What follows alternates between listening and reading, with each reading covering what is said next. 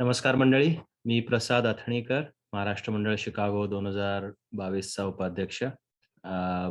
आज आपण इतिहास मंचमध्ये एक विशेष सेशन घेऊन येत आहोत.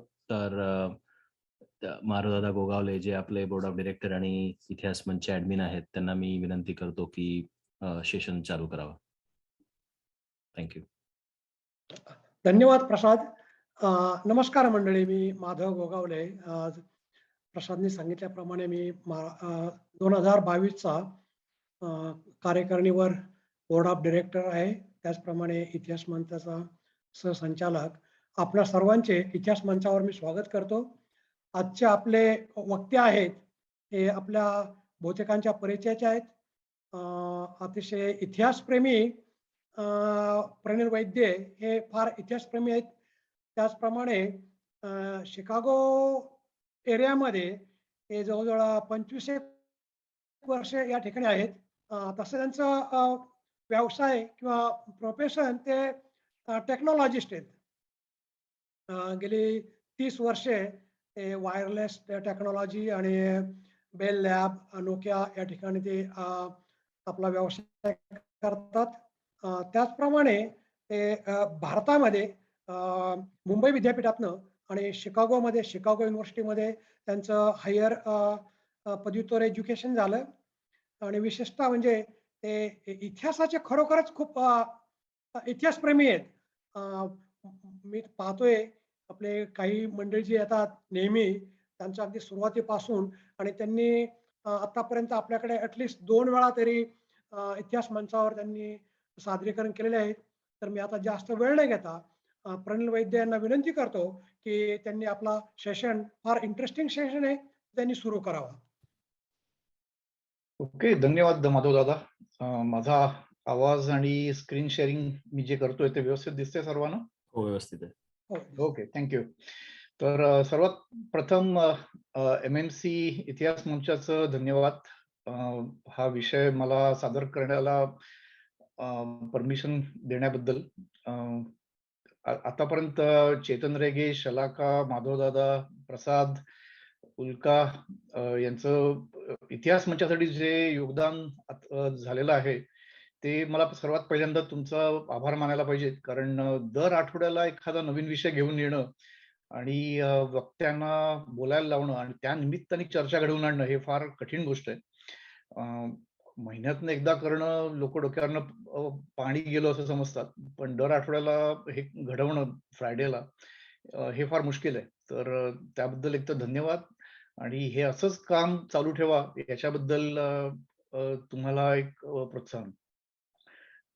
ही जी सगळी आतापर्यंतची झालेली सेशन्स आहेत युट्यूबवर जी टाकत जाताय तुम्ही, हा एक मोठा ठेवा होणार आहे फक्त महाराष्ट्र मंडळासाठी नाहीच, पण मराठी भाषेतनं बऱ्यापैकी इतिहासाचं ही जी माहिती आपण गोळा करतोय त्याचा कोणालाही ह्या जगात उपयोग येऊ शकतो याच्याबद्दल मला अजिबात शंका नाहीये. तर एवढं बोलून मी चालू करतो. तर आपला विषय आजचा आहे financial history of the world from barter to bitcoin. तर हा विषय थोडक्यामध्ये मी अशासाठी घेतलाय की बराच लोकांना आपल्याला असं वाटत असतं की जगाचा इतिहास हा पूर्णपणे युद्धांमुळे किंवा राज्यराण्या, डेमोक्रेसी किंवा वेगवेगळ्या पद्धतीच्या शाह्या, येणारे जाणारे राजे, त्याच्यानंतर आलेले वेगवेगळे पंतप्रधान, प्रेसिडेंट हे सगळं बनवत असतात. पण त्याच्या बॅकग्राऊंडला एक सर्वात मोठा एक प्रवाह चालू असतो आणि तो प्रवाह आहे फायनान्स अँड इकॉनॉमिक्स. तर त्या निमित्ताने मी असा विचार केला की फ्रॉम बार्टर टू बिटकॉइन म्हणजे जवळपास हा 3 ते 3,500 वर्षाचा इतिहास आहे.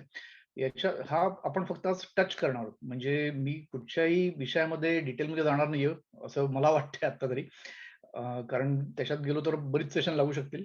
तर आपण आज फक्त 30,000 फुटावरनं एक असा वरनं एक पर्स्पेक्टिव्ह घेणार आहोत की हे काय होऊन गेलेलं आहे आणि होपफुली पुढच्या 1-1.5 तासामध्ये आपण या 3,500 वर्षाची एक सफर करणार आहोत.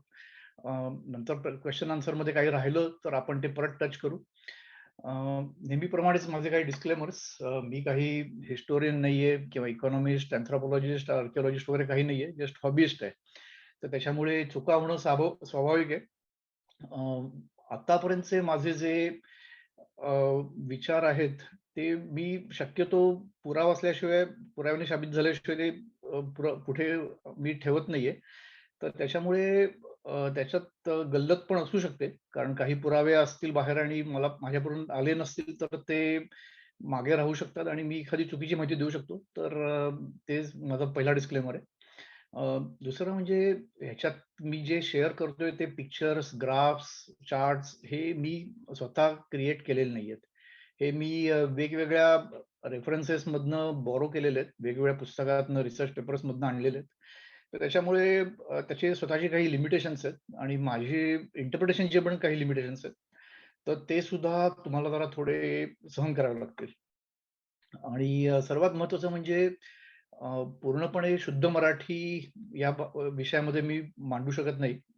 बऱ्यापैकी इंग्लिशची भेसळ होणार आहे.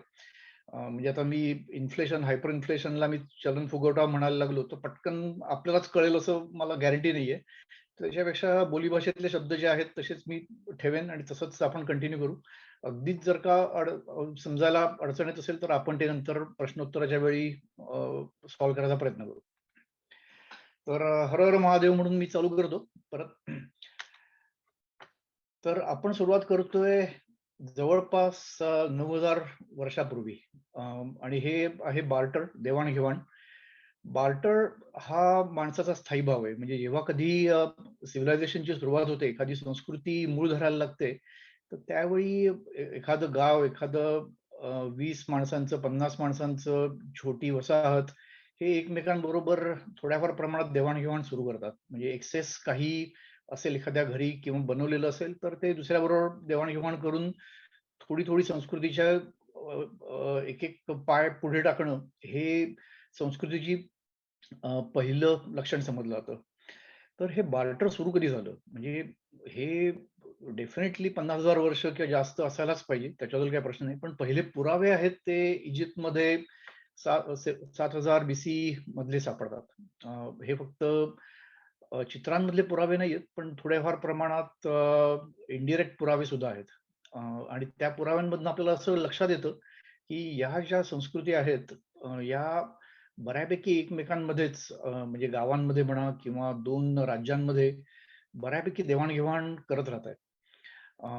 एक सगळ्यात मोठा पुरावा म्हणजे पिरॅमिड्स. पिरॅमिड्स बनवताना काही त्यांनी जे प्रोजेक्ट मॅनेजमेंटचे पेपर्स लिहिलेले आहेत, तर त्यावेळीचे काही पुरावे गेल्या 7-8 वर्षात मिळालेले आहेत. तर त्याच्यामध्ये एक सुपरवायझर आहे, की जो त्याची कामगार आहेत पिरॅमिडमध्ये काम करणारे, त्यांना तो काय देतोय, त्याचे काही उल्लेख येतात किंवा ते दगड जे मोठे जायंट दगड वापरले गेलेले आहेत पिरॅमिडच्या कन्स्ट्रक्शनमध्ये, ते नाईल नदीतनं ओढून पिरॅमिडच्या साइटपर्यंत पोहोचवणं, हे ज्यांचं काम आहे, त्यांना तो रोजचा वेतन काय देतोय? तर ते वेतनाचं स्वरूप टिपिकली धान्य आहे, काही थोड्याफार प्रमाणात म्हणजे एखादं काऊज किंवा म्हणजे बीफ मीट हा प्रकार आहे. कधी काळी त्याच्यामध्ये पोर्क सापडतं, कधी काळी बिअर म्हणजे त्यावेळची त्यांची बिअर आहे ती सापडते. आणि त्या त्या लिहिलेल्या पुराव्यातनं तुम्हाला लक्षात येतं, की कॉइन्स किंवा काही नसताना देवाण-घेवाण फक्त या एका भांडवलावर त्यांनी पिरॅमिड सारखं मोठं प्रोजेक्ट सुद्धा कंप्लीट केलेलं आहे. आणि हे फक्त त्या 5,000 वर्षापूर्वीचं नाही, हे त्याच्याही आधी हे चालू आहे. म्हणजे संस्कृतीला तुम्हाला कॉइन्स किंवा फायनान्शियल सिस्टम पाहिजेच याची गरज नसते, म्हणजे ऑर्गनाइज्ड सिस्टम. पण तरी सुद्धा संस्कृती देवाण-घेवाण या एकमेव गोष्टीतनं पुढे जाऊ शकते.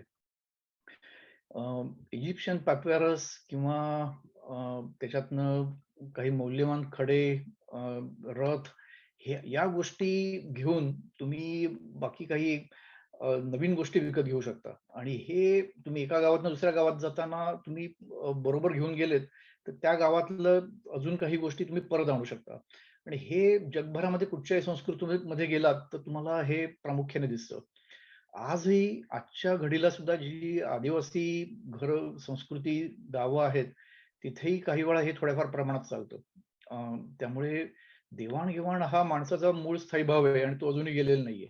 तो अजूनही चालू आहे आणि त्याच्यानंतर पुढची ज्यावेळी स्टेप येते, त्यावेळी एक मध्ये आपल्याला एक स्टेप दिसते त्याच्या आधी, ती म्हणजे अ, देवाण-घेवाणाचीच एखादं वस्तू ही कॉइनसारखी यूज करणं किंवा पैशासारखी यूज करणं. तर हे कसं होतं? म्हणजे थोडक्यात म्हणजे तुमच्याकडे समजा एखादा गहू जास्त पिकलेला आहे. तर तुम्ही 2 पोत्यांचा गहू जर का तुम्ही एकत्र ठेवला, तर तुम्ही त्याच्यातनं दुसरं काहीतरी धान्य विकत घेऊ शकता, एखादे कपडे घेऊ शकता. पण तोच गव्हाची 2 पोती घेऊन अजून तिसरा माणूस अ, अ, अजून 4 गोष्टी विकत घेऊ शकतो. तर ती 2 गव्हाची पोती सगळीकडे तशीच फिरत राहू शकतात. एका घरातनं दुसऱ्या घरात ती कधी वापरली न जाता ते एखादं मीडियम ऑफ एक्सचेंज सारखं यूज होऊ शकतं. तर हे प्रत्येक संस्कृतीमध्ये फरक पडतो, की हे ते काय वापरतायत. काही वेळा आपण ऋग्वेद, रामायण, महाभारतामध्ये असं दिसतं गोधन वापरलं जातं. म्हणजे आपण असं बघतो, की 100 गायी दान दिल्या किंवा 100 गायी देऊन हे दुसरं काहीतरी घेतलं. तर त्या गायी एका हातातनं दुसऱ्या हातात जातायत आणि त्याबरोबर त्यांना नवीन गोष्टी मिळतायत. तर हे फार कॉमनली होत राहतं. या या गोष्टीतून आपल्याला लक्षात येतं, की एक मधली इंटरमिजिएट स्टेप आहे मनी किंवा कॉइन्स इंट्रोड्यूस व्हायच्या आधी, की ज्याच्यामध्ये देवाण-घेवाण होते, पण तरीसुद्धा एखादं स्पेसिफिक एखादी गोष्ट ती वापरली जाते. आणि ती काही असू शकते. ते प्रत्येक संस्कृतीप्रमाणे बदलतं. काही वेळा अ, हे ॲनिमल स्किन्स किंवा काही वेळा मीठ, काही वेपन्स, तलवारी, धनुष्य अशी वापरलेली लक्षात येतात. तर हे एक्झॅक्टली जरी ती कॉइन्स किंवा मनी नसले, तरी सुद्धा त्यांचा उपयोग हा जवळपास तसाच राहतो. तर हे त्यातलं पहिलं अ, अ, आहे की देवाण-घेवाण ही संस्कृती जरी 9,000 वर्षापासून आपल्याला दिसत असली, तरी सुद्धा आजही आपल्याला ती लक्षात येते की काही प्रमाणात चालू आहे आणि ती अजूनही चालू राहणार आहे. जोपर्यंत 100% मानव जमात त्याच्या पुढे संस्कृतीची पुढच्या पायऱ्या चढत नाही तोपर्यंत. आपल्याला असंही दिसतं की अ, अ, त्याच्यात काही मेटल कॉइन्स असे वापरले जातात. तर ही मेटल कॉइन्स जे आहेत, आता हे या चित्रामध्ये मधोमध एक असं मेटल इन्गॉट सारखं एक दिसतंय. तर हे मेटल इन्गॉट जे आहे, हे त्यांनी काही वेळा वापरल्याचं आपल्याला दिसून येतं मेडिटेरियन कल्चर्समध्ये. अ, त्याच्यानंतर सुमेरियन टेम्पल्स आहेत, त्याच्यामध्ये अशा काही गोष्टी वापरल्या जाऊ शकतात.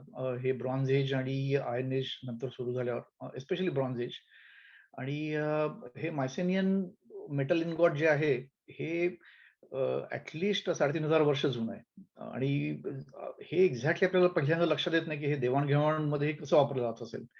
पण देवाण-घेवाणाचं एक मुख्य तंत्र असतं, की त्याच्यामध्ये तुम्हाला एक मिडलमॅन लागतो. एक ट्रस्टवर्दी माणूस लागतो. म्हणजे आज जर का आपण मी आज एका ठिकाणी कपडे तयार केलेले घरी घेऊन गेलो, तर दुसऱ्या एखाद्या माणसाने काहीतरी मला हवं असलेल्या गोष्टी, धान्य समजा विकायची त्याची तयारी पाहिजे.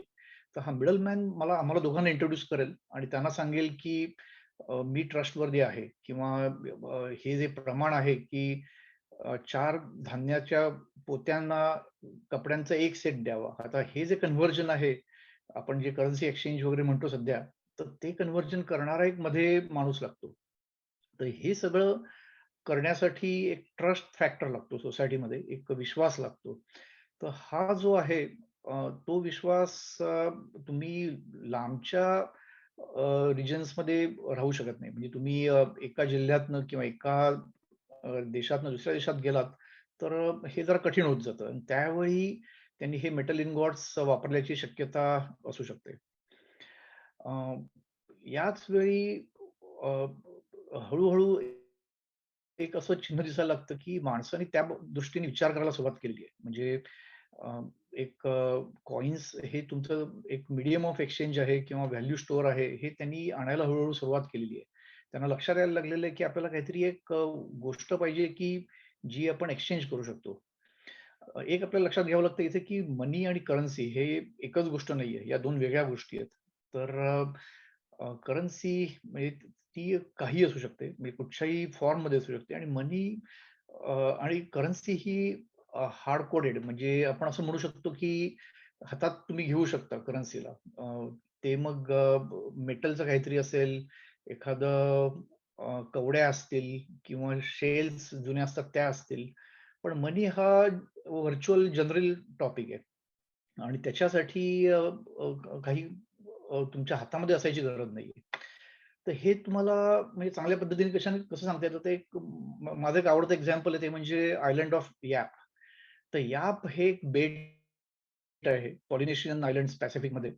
तर त्यांचं एक एक्झाम्पल असं दाखवलं जातं जनरली, की मायक्रोनेशियामध्ये या बेटावर त्यांनी त्यांचं करन्सी म्हणून दगडाचे ठोकळे किंवा असे राय स्टोन्स म्हणतात, ते वापरायला सुरुवात केली.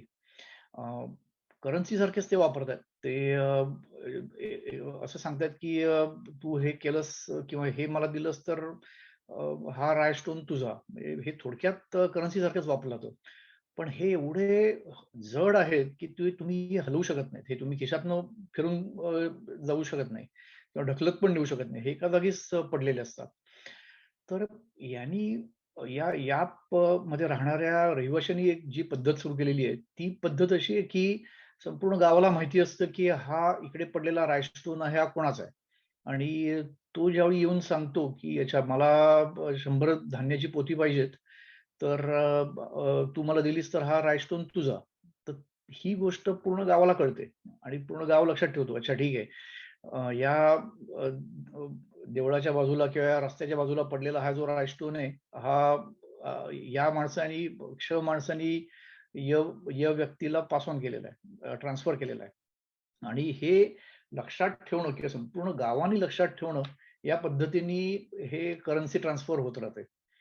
अ, आता हे अनलिमिटेड नाहीयेत. हे जे राय स्टोन्स आहेत, हे दुसऱ्या एका बेटावरनं त्यांना आणावे लागतात. म्हणजे त्यांचा आपण सध्याच्या भाषेत ज्याला मनी सप्लाय म्हणतो, तो सुद्धा त्यांनी बऱ्यापैकी अ, असा कंट्रोल करून ठेवलेला आहे.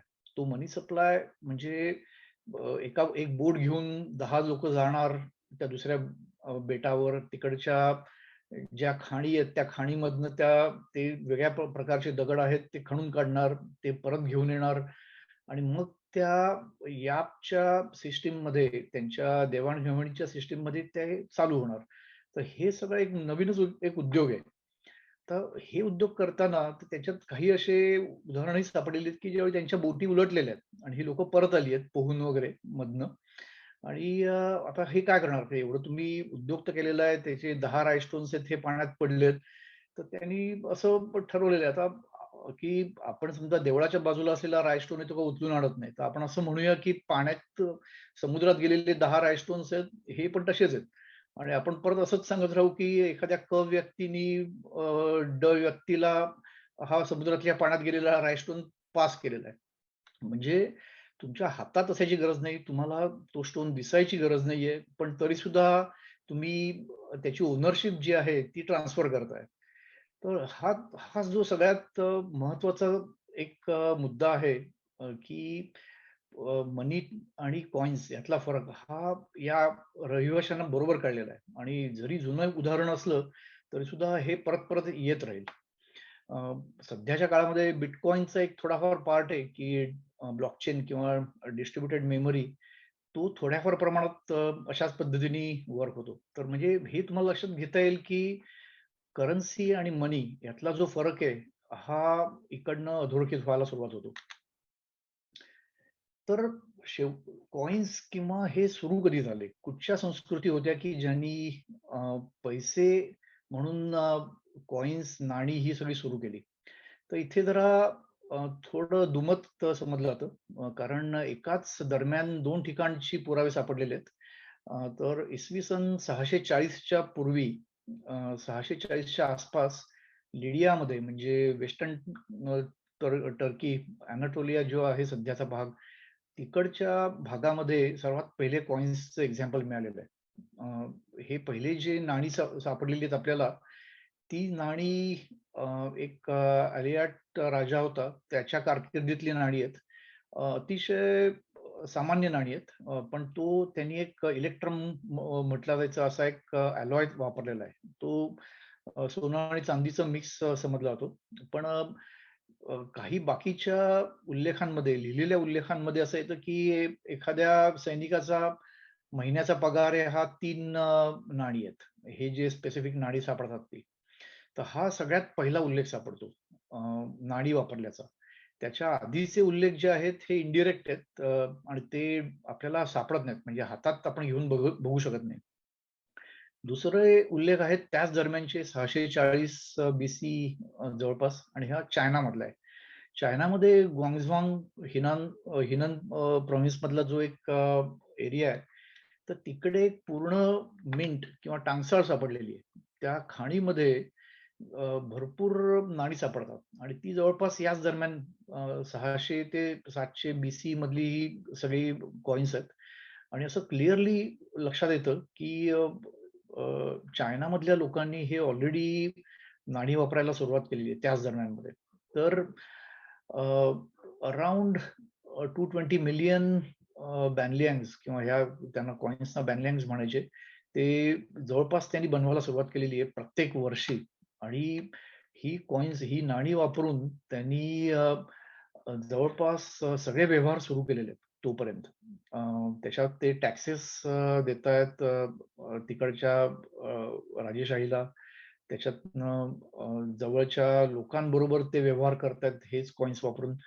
तर अचानक एक मोठी संस्कृतीची एक पायरी वरती चढल्यासारखी आपल्याला दिसायला लागते आणि त्याच्या आधी आपल्याला हे उल्लेख सापडत नाहीत. त्याच्या आधी कुठेच आपल्याला नाणी सापडत नाहीत. पण या भागापासून अचानक एकदम जगभरामध्ये नाणी बनवायला आणि व्यवहारात यायला सुरुवात झालेली दिसते. या चित्रामध्ये तुम्हाला दिसेल, की एक नाणं आहे तिकडे आणि त्याला एक चौकोनी मधोमध छिद्र आहे. तर ते चौकोनी छिद्र ही बाजूला असंख्य तुमची भरपूर नाणी असतील, तर त्याच्यातनं मधनं एक दोरा किंवा रस्सी टाकून एकत्र ठेवण्यासाठी ती वापरली जायची. ही नाणी ही जगातली पहिली नाणी समजली जातात. त्याच्यानंतर आपल्याला असं दिसतं अ, हळू की सिव्हिलायझेशन म्हणजे आता भारतामध्ये आपल्याला दिसायला लागतात, की ही नाणी जवळपास 400 BC ते 300 BC ख्रिस्तपूर्व ही नाणी बऱ्यापैकी वापरलेली गेलेली आहेत. तर भारतामध्ये या चिन्हात तुम्हाला दिसतंय त्याप्रमाणे शौरसेनी, कुरु, कोसला, कुंतल जवळपास म्हणजे जे त्यावेळचे महाजनपद म्हणतो आपण, तर त्या सगळ्यांची स्वतःची नाणी टांगसाळीमध्ये पाडायला सुरुवात झालेली दिसते. अ, ही बऱ्यापैकी सिम्प्लिस्टिक किंवा साधी नाणी आहेत. ही फार कठीण किंवा एकदम डेकोरेटिव्ह नाणी नाहीयेत. म्हणजे ही नाणी तुम्ही नंतर कंपेअर केलीत, तर ती मौर्य साम्राज्याची नाणी बघा पहिल्यांदा दिसतात. त्याच्यानंतर गुप्त साम्राज्याची बघा. जवळपास 600 वर्षाचा वेळ त्याच्यात गेलेला आहे. पण या 2 प्रकारच्या नाण्यांमध्ये फार फरक पडायला सुरुवात झालेली आहे. म्हणजे कारागिरांच्या त्या जो आपण स्टेन्सिल म्हणतो त्याला फरक पडतोय. त्यांच्या कलाकुसरीत फरक पडतोय. अलॉयमध्ये फरक पडतोय. बऱ्यापैकी हे चेंजेस झालेले आहेत आणि त्यांचा जो मुख्य बेसिक ढाचा जो आहे तो सेमच आहे. म्हणजे इदर ती शिशाची आहेत, चांदीची आहेत किंवा सोन्याची आहेत. तांब्याची पण सापडतात नक्कीच. ही 4 आहेत प्रकारची नाणी. ही 4 बऱ्यापैकी आपल्याला सगळीकडे सापडतात. त्याच्यामध्ये आपल्याकडे शक आणि यवन आलेले आहेत. म्हणजे इंडो ग्रीक्स, यवन जे म्हणतो आपण, त्यांची स्वतःची नाणी सापडतात. ती ड्रॅक्मा त्याला म्हणतात रुपयाची. तर ती नाणी जवळपास भारतामध्ये 300 ते 200 BC मध्ये मिळायला सुरुवात झालेली आहे. तर ही नाणी येतात कुठनं? म्हणजे डेफिनेटली एम्पायर्स, वेगवेगळी एम्पायर्स आहेत. शक, यवन, हुन हे तर आहेतच. आपले भारतातले जे आहेत सुरुवातीला मौर्य साम्राज्य सापडतं, नंतर गुप्त आहेत. खाली सातवाहन, चौल, राष्ट्रकूट सगळ्यांची हळू नाणी मिळायला सुरुवात होते या पिरियडपासून. दुसरा त्याचा जो एक सोर्स आहे तो आहे ट्रेड राउट्स. म्हणजे थोडक्यात म्हणजे आपल्याला सिल्क राउट माहिती आहे, आपल्याला मेरीटाईम सिल्क राउट माहिती आहे. म्हणजे अ, चीन ते युरोप हा सिल्क राउट आहे. भारत त्याचा एक भाग आहे. मेरीटाईम सिल्क राउट जो आपण म्हणतो तो म्हणजे south east Asia, Bharat, Africa, east Africa हा दुसरा एक राउट आहे. तर या दोन्ही अ, जो व्यापार दोन्ही बाजूला चालू आहे, तिकडनं आपल्याकडे भरपूर नाणी सापडतात. त्यामुळे भारतात सापडणारी नाणी ही फक्त भारतीय राज्यकर्त्यांची नाणी नाहीयेत, तर आपल्याला अगदी इटली, ग्रीकची नाणी सापडतात. त्याचबरोबर आपली भारतातली नाणी ही युरोपमध्ये सापडतात.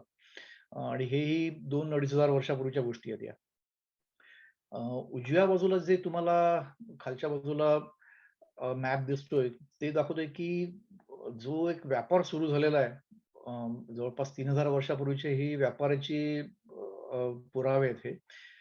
आपला भारताची पश्चिम किनारपट्टी एस्पेशली फार बिझी आहे.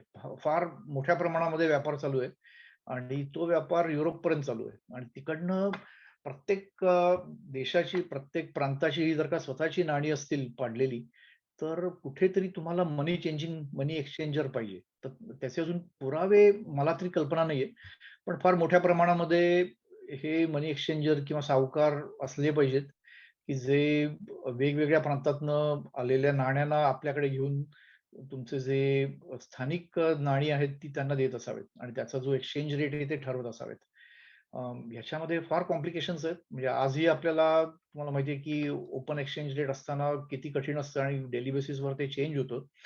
असं असताना 2500-2000 वर्षापूर्वी, 1500 वर्षापूर्वी ही ज्यावेळी नाणी देवाण-घेवाण होत होती व्यापाऱ्यांमध्ये, त्यावेळी हे फारच अजून हे कठीण असलं पाहिजे आणि एस्पेशली त्याच्यामध्ये रिस्क पण आहे. आणि हे कायम त्यांच्यात त्यांचं एक म्हटलं होतं, की सुलतानी संकट कायम त्याच्यावर राहिलेलं आहे.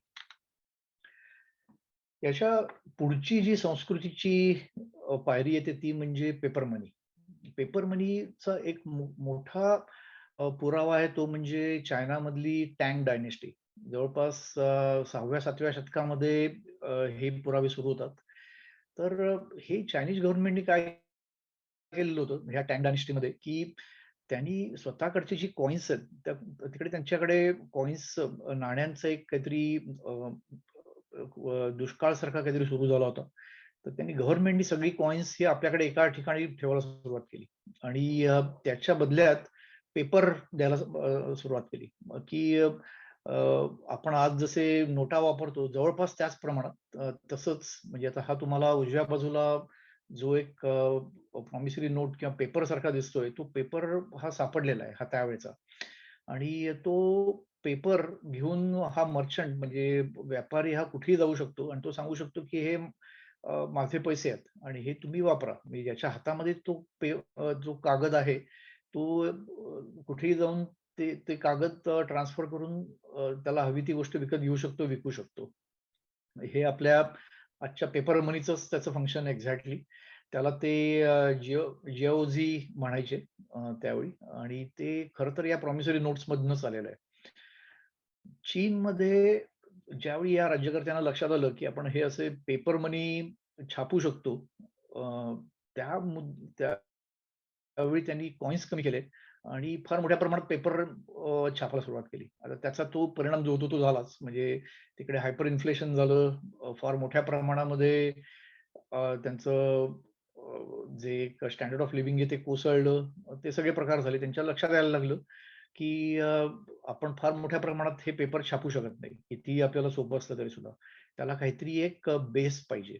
असं त्यांना ते वाटायला सुरुवात झाली, की अ, आपण जर का त्याला बेस दिला नाही, म्हणजे त्याला आपण गोल्ड किंवा आपल्याकडची काही नाणी आपण जी ट्रेझरीमध्ये ठेवलेली आहेत, ती ठराविक सोन्यासाठी ठराविक पेपर असं प्रमाण ठरवलं, तर ते चलन फुगवटा म्हणतो आपण तो होणार नाही. इन्फ्लेशन फारसं होणार नाही. आणि हा हा सगळ्यात मोठा धडा होता त्याच्यामध्ये. अ, तो धडा प्रत्येक शतकामध्ये ते विसरत गेले ती गोष्ट वेगळी. पण त्यांना ते 1000 एडी-मध्ये ते कळायला सुरुवात झाली. अ, आता हे युरोपला किंवा बाकीच्या जगाला पत्ता नव्हता. इव्हन भारत एवढा जवळ आहे चीनच्या, पण भारतामध्येही पेपर मनी तोपर्यंत पोहोचलं नव्हतं. हे युरोपमध्ये घेऊन गेला मार्को पोलो. तर मार्को पोलो ज्यावेळी फिरून आला चीनमध्ये, त्यावेळी त्यांनी 1271 मध्ये हे सगळे जे कॉन्सेप्ट्स आहेत हे चीनमध्ये न्यायला सुरुवात केली. आणि तरी सुद्धा हे युरोपमध्ये हे पिकअप झालं नव्हतं. युरोपमध्ये त्यांना लक्षात आलं, की हे उपयोगी गोष्ट आहे. पण तरी सुद्धा तो जो मतं चेंज व्हायला जो वेळ लागतो, तो वेळ फार त्याला त्याच्यानंतर अजूनही 200-300 वर्ष यावी लागली. पण तरीसुद्धा कॉइन्स नाणी ही मात्र युरोपमध्ये, भारतामध्ये फार जोरात मोठ्या प्रमाणात चालू होती.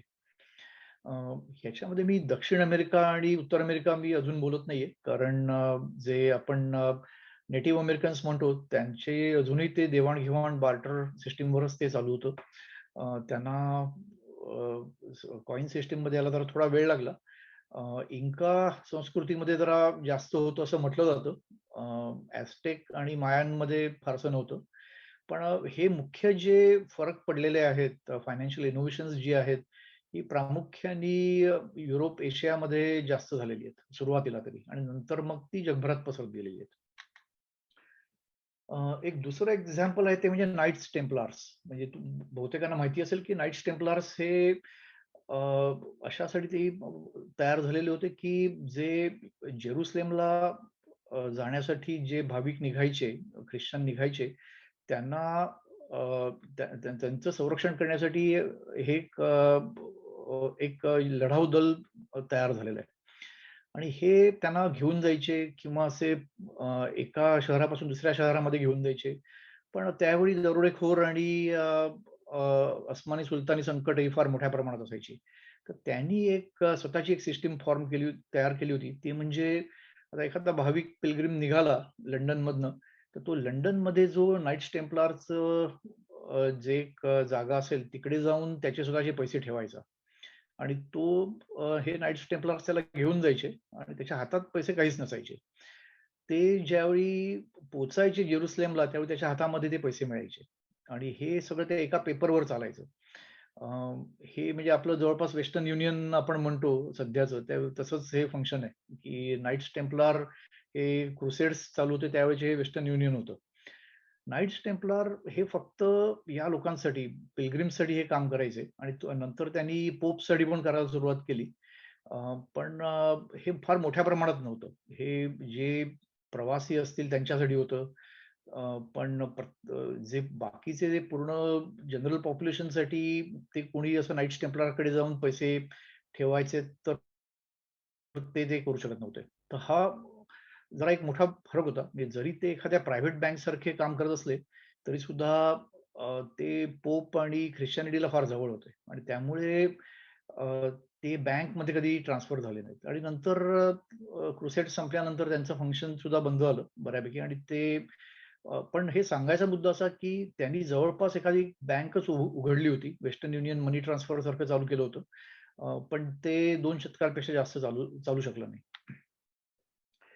तर इथे फरक पडतो सगळ्यात मोठ्या जगाच्या इतिहासामध्ये तो म्हणजे व्हेनिस आणि फ्लॉरेन्सचा.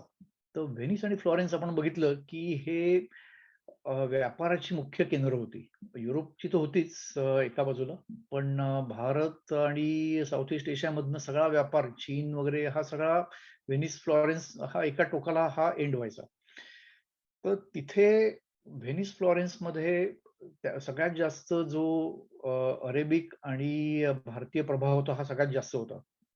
जर का तुम्हाला रोजच्या रोज 10 जहाजं तुमच्या बंदरांना लागत असतील आणि वेगवेगळ्या शहरातले लोक येत असतील, तर तुमचं नवीन ज्ञान आणि आयडियाज यांचं आदान-प्रदान खूप मोठ्या प्रमाणावर होतं. इथे येतो फिबोनाची. तर फिबोनाची सिक्वेन्स वगैरे आपल्याला सगळ्यांना माहिती असतो. तर त्यांनी फिबोनाचीनी हे एक पुस्तक लिहिलं होतं लिबर ॲव्हेची, बुक ऑफ कॅल्क्युलेशन्स. तर त्यांनी हे लिहिलं होतं त्या त्या त्या त्यांनी जे त्याच्या संपर्कामध्ये भारतीय आणि अरेबिक व्यापारी आले होते. त्यांच्याकडनं त्यांनी काही आयडियाज घेतल्या होत्या आणि ते ते पुस्तक हे फार मोठं आहे. पण त्यातल्या सगळ्यात मोठ्या 3 आयडिया होत्या. त्या म्हणजे हिंदू आणि अरेबिक डेसिमल न्यूमरल्स म्हणजे आज आपण जे 0 ते 9 करतो. तर 0 ते 9 हा सगळ्यात मोठा फरक होता. कारण तुम्हाला जर का व्यापारी गणित, अंकगणित आणि बीजगणित करायचं असेल, तर याचा फार मोठा फायदा होतो. तुम्ही जर का रोमन जर का न्यूमरल्स तुम्हाला माहिती असतील किंवा केली असतील, तर त्याच्यावर तुम्ही गणित करून बघा. फार कठीण आहे त्याच्यावर गणित करणं. पण आपण भारतीय जर का डेसिमल सिस्टम वापरली तुम्ही, तर ते एकदम सोपं होऊन जातं आणि त्याच्यात तुम्ही शून्य ॲड केलं तर ते अजूनच सोपं होतं. तर हा मोठा एक फरक होता. दुसरा होता डबल एंट्री बुककीपिंग सिस्टम, म्हणजे क्रेडिट डेबिट जे म्हणतो आपण सध्या. तर ते त्यांनी बऱ्यापैकी आणलं. हे माझ्या मते हे त्यांनी अरेबिक व्यापाऱ्यांकडनं आलेलं आहे. भारतामध्ये ते सापडल्याचं माझ्या ऐकिवात नाहीये, म्हणजे त्या दरम्यान तरी ॲटलीस्ट. आणि तिसरं म्हणजे नेट प्रेझेंट व्हॅल्यू कॅल्क्युलेशन. म्हणजे तुम्हाला जर का 20 वर्ष एखादा काही मनी सोर्स किंवा एखादं तुम्हाला पैसे येतायत, तर त्याचं आजची व्हॅल्युएशन काय, आजचं त्याचं किंमत काय, हे ठरवण्यासाठी तुम्हाला जे एक साधं गणित करावं लागतं, ती सगळी कॅल्क्युलेशन सिस्टम ही फिबोनाचीनी त्याच्या पुस्तकामध्ये लिहायला सुरुवात केली. तर या पुस्तकाने युरोपमध्ये क्रांती केली. या पुस्तकाने आल्यावर जवळपास प्रत्येकाने हे पुस्तक त्यांचं फायनान्शियल सिस्टमचं बायबल म्हणून वापरायला सुरुवात केली. तिकडनं मुख्य फरक असा पडला, की व्यापारी गणित आहे ते पूर्ण चेंज झालं. युरोपचं तर झालंच त्यावेळी, पण ते बऱ्यापैकी आशिया, चीन आणि इथेही ते पसरायला लागलं. हा जो आपण बऱ्याच वेळा म्हणतो, की भारताने शून्य दिलं, म्हणजे भारतामध्ये जरी शून्य माहिती असेल त्याच्या 1000 वर्ष आधी, तरी सुद्धा जगामध्ये पसरायला सुरुवात झाली व्यापाऱ्यांमुळे. तर तो हा पहिला मोठा फरक होता. दुसरा फरक होता, की मर्चंट फायनान्सिंग किंवा व्यापाऱ्यांना पैसे देणं किंवा हे त्यांना भांडवल पुरवणं, हे जे आज आपण म्हणतो, ते मोठ्या प्रमाणात सुरुवात झाली. आणि त्याचं एक रिझन आहे, आणि त्याचं ते मुख्य रिझन आहे, त्याच्या ते आहे धर्माचं. म्हणजे अब्राहमिक रिलिजन्स ज्याला आपण म्हणतो, किंवा अ, जुडाइझम, ख्रिश्चनिटी आणि इस्लाम, या तिन्ही धर्मांमध्ये आणि नंतर बौद्ध, हिंदू सगळ्याच धर्मांमध्ये व्याज घेणं हे पाप समजलं जातं. इंटरेस्ट युजरी लॉज हे फार मोठे आहेत. ख्रिश्चनिटीमध्ये तर जो व्याज घेतो किंवा जो एखादा सावकार असतो, तो व्याजाने पैसे द्यायला लागला, तर त्याला ते एखाद्या सिमेट्रीमध्ये जागाही मिळत नाही दफन करण्यासाठी मेल्यानंतर. तर त्यामुळे हे जवळपास ते म्हणजे निषिद्धच समजलं जायचं. पण व्यापाऱ्यांना पैसे देणं हा जो आहे, हा वेगळा जरा पार्ट येतो. त्याच्यामध्ये तुम्ही पैसे न घेता व्याजाचे तुम्ही दुसऱ्या पद्धतीने हे चार्ज करू शकता. म्हणजे आजही जर का इस्लामिक फायनान्स तुम्ही पाहिलं, शरिया लॉज, शरिया कॉम्प्लायंट बॉन्ड्स पाहिलेत, तर ते बऱ्यापैकी अशाच पद्धतीने ते धर्माचे जे निषिद्धपणा आहे तो जरा थोडा बाजूनी ते सारवासारव करू शकतात. अ, तर व्याज न करता व्यापाऱ्यांना भांडवल पुरवणं हे त्यांचं एक मोठं जे ऑब्जेक्टिव्ह होतं, ते या गोष्टींनी ते सुरुवात झाली. आता हे कसं झालं? तर सगळ्यात पहिल्यांदा होतं, की कॉइन्स, म्हणजे आता आपण बघितलं, की नाणी ही प्रत्येक देशामध्ये, जिल्ह्यामध्ये जवळपास वेगळी होती. आता इटलीमध्ये फ्लॉरेन्स, व्हेनिस, मिलान, प्रत्येकाचं, जेनोआ, प्रत्येकाचं स्वतःचं एक वेगळं नाणं होतं. आणि हा नेहमीचा प्रॉब्लेम होता, की ही वेगवेगळ्या ज्या सिटी स्टेट्स आहेत, त्यांच्यामध्ये हे तुम्ही व्यापार करणार कसा? तर तिकडे एक मनी चेंजर्स म्हणून एक जमात निर्माण झाली. तर हे जे लोक होते मनी चेंजर्स, हे मनी चेंजर्स 2 वेगळ्या पद्धतीचे असायचे. अ, एक टाइपचा जो मनी चेंजर आहे तो ज्यू असायचा. आता ते त्याचं रिझन असं आहे, की जुडाइझममध्ये सुद्धा व्याज घेणं निषिद्ध आहे. पण तुम्ही अ, समजा 10 पैसे देऊन 10 सेंट तुम्ही दुसऱ्याला देऊ शकता. म्हणजे तुम्ही कॉइन एक्सचेंज करू शकता. आणि दुसरं एक मोठं रिझन असं आहे, की जुडाइझममध्ये तुम्ही एक ज्यू दुसऱ्याला व्याजाने पैसे देऊ शकत नाही. पण दुसऱ्या धर्मातल्या व्यक्तीला देऊ शकतो. तर त्याच्यामुळे असं झालं, की जिथे ज्यू पोहोचले, समजा ते एखादं शहर किंवा गाव ख्रिश्चनिटीचं असेल, तर त्यांच्या गावकुसाबाहेर हे राहणारे ज्यू जे आहेत, तिकडे हे ज्यूज तिकडच्या ख्रिश्चनांना व्याजाने पैसे देऊ शकायचे. ते स्वतः आणि हे एकमेकांना देऊ शकणार नाहीत, किंवा ख्रिश्चन तर स्वतः एकमेकांमध्येही करू शकत नाहीत. पण एक ज्यू हा दुसऱ्या ख्रिश्चनाला व्याजाने पैसे देऊ शकायचा.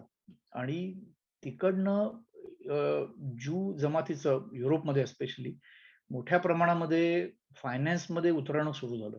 आणि तुम्हाला माहिती आहे की मर्चंट ऑफ व्हेनिस जे आहे शेक्सपियरचं, त्याच्यामधला शायलॉक जो आहे तो ज्यू आहे. आपल्याकडेही म्हणजे भारतामध्ये जे सावकार ही एक जमात आहे, ही अतिशय एकदम तुच्छ किंवा हेटेड जमात अशी समजली जाते. कारण युजरी लॉज म्हणजे आता एखादा जर का सावकार आहे, त्याच्यावर गव्हर्नमेंट किंवा रेग्युलेटरी बॉडीजचा कंट्रोल नसेल, तर तो किती व्याज घेऊ शकतो. 20% 50% काहीही होऊ शकतं.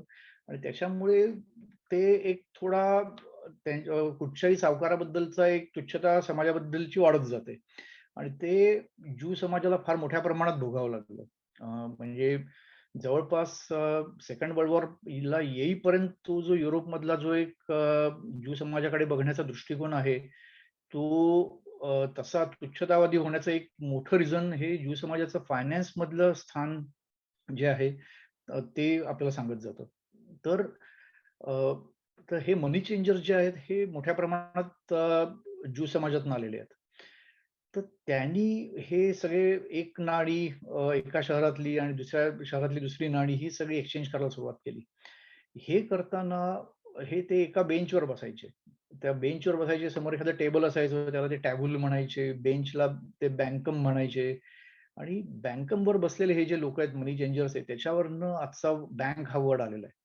तर आपण जे बँकरप्सी, बँक हे सगळे वर्ड्स आहेत, हे सगळे त्या बेंचवरनं आलेले आहेत. कारण हे लोक ते बसायचे. हे डावीकडे जे तुम्हाला चित्र दिसतंय, की तो एका टेबलावर आणि एका बेंचवर हे बसलेले आहेत. आणि हे लोक मनी चेंजिंग करतायत आणि मग नंतर काही प्रमाणात व्याजावर पैसेही देत आहेत. आता मेडिसी हे लोक आहेत. मेडिची ही एक हे घराणं आहे. हे ओरिजिनली हे फ्लॉरेन्सचं ऑलमोस्ट असं गँगस्टर घराणं आहे. गॉडफादर सारखंच घराणं आहे ते. सुरुवातीला हे एकमेकांमध्ये किंवा जवळपास क्राईम एलिमेंट म्हणतो आपण ज्याला, त्यात लोकांना फक्त पैसे यायचे. पण हे एवढे मोठे झाले, पैसे एकमेकांना लोनवर देता येतात, की ते फायनली पोपला आणि जवळच्या फ्लॉरेन्स आणि रोमच्या राजानेही ते पैसे द्यायला सुरुवात केली. आता हे मेडिसी बँक ही जगातली त्यामुळे पहिली बँक म्हटली जाते, की ते मनी चेंजर छोटे खूप आहेत. त्यांनाही ते बँकच म्हणायचे, बेंचवर बसलेले. पण मेडीची आता तुम्ही एखादं ज्यांनी मेडीची सीरियल वगैरे पाहिली असेल Netflixवर, यांच्याबद्दल खूप खूप मोठं म्हणजे हे जो खूप मोठं मटेरियल आहे, तुम्ही याच्यात इतिहास वाचू शकता. आणि हे मेडीची लोकं आहेत, यांनी जवळपास कल्चरल रेनेसान्स पण जवळपास स्पॉन्सर केलेला आहे. म्हणजे आज आपण जे मायकेल एंजेलो, डाव्हिंची, बोटिचेल्ली हे सगळे लोकं मेडिचीनी फायनान्स केलेले आहेत. म्हणजे जवळपास त्यांचे प्रत्येकाचे आर्टवर्क्स म्हणा, त्यांचे स्कल्पचर्स हे सगळं मेडीची बऱ्यापैकी फायनान्स करत होते. आणि हा त्यांचा जो सगळा पैसा आहे, हा इंटरनल जो मनी चेंजिंग आपण बघितलं बँक आहे, त्या बिझनेसमधनं येत होता आणि फार मोठ्या प्रमाणात होता. कारण त्याच वेळी इटली बाहेर काही अटॅक्स, काही वॉर्स चालू होती इटलीची. त्यांचे आजूबाजूला स्पेन, फ्रान्स बरोबर वॉर्स चालू होती. त्यांचे इंटरनल झगडे तर होतेच त्यावेळी. तर हे सगळे प्रकार चालू असताना मेडीची या सगळ्या गोष्टीला फायनान्स करत होतो आणि या फायनान्समुळे हे फार मोठे होत गेले. दुसरी एक गोष्ट याच वेळी अशी होत होती, की कोलंबसनी नवीन कॉन्टिनेंट शोधून काढला. अमेरिकेमध्ये जायला सुरुवात केली. पण 50-100 वर्षामध्ये त्यांनी सोनं आणि चांदी याच्या खाणी सगळ्या ज्या शोधून काढल्या दक्षिण अमेरिकेतनं स्पेशली, त्याच्यातनं स्पेनमध्ये फार मोठ्या प्रमाणामध्ये हे सोनं-चांदी वाढायला लागलं. त्यांना सुरुवातीला वाटलं आपल्याला फार मोठा आता गव्हाड मिळालेला आहे, खजिना मिळालेला आहे.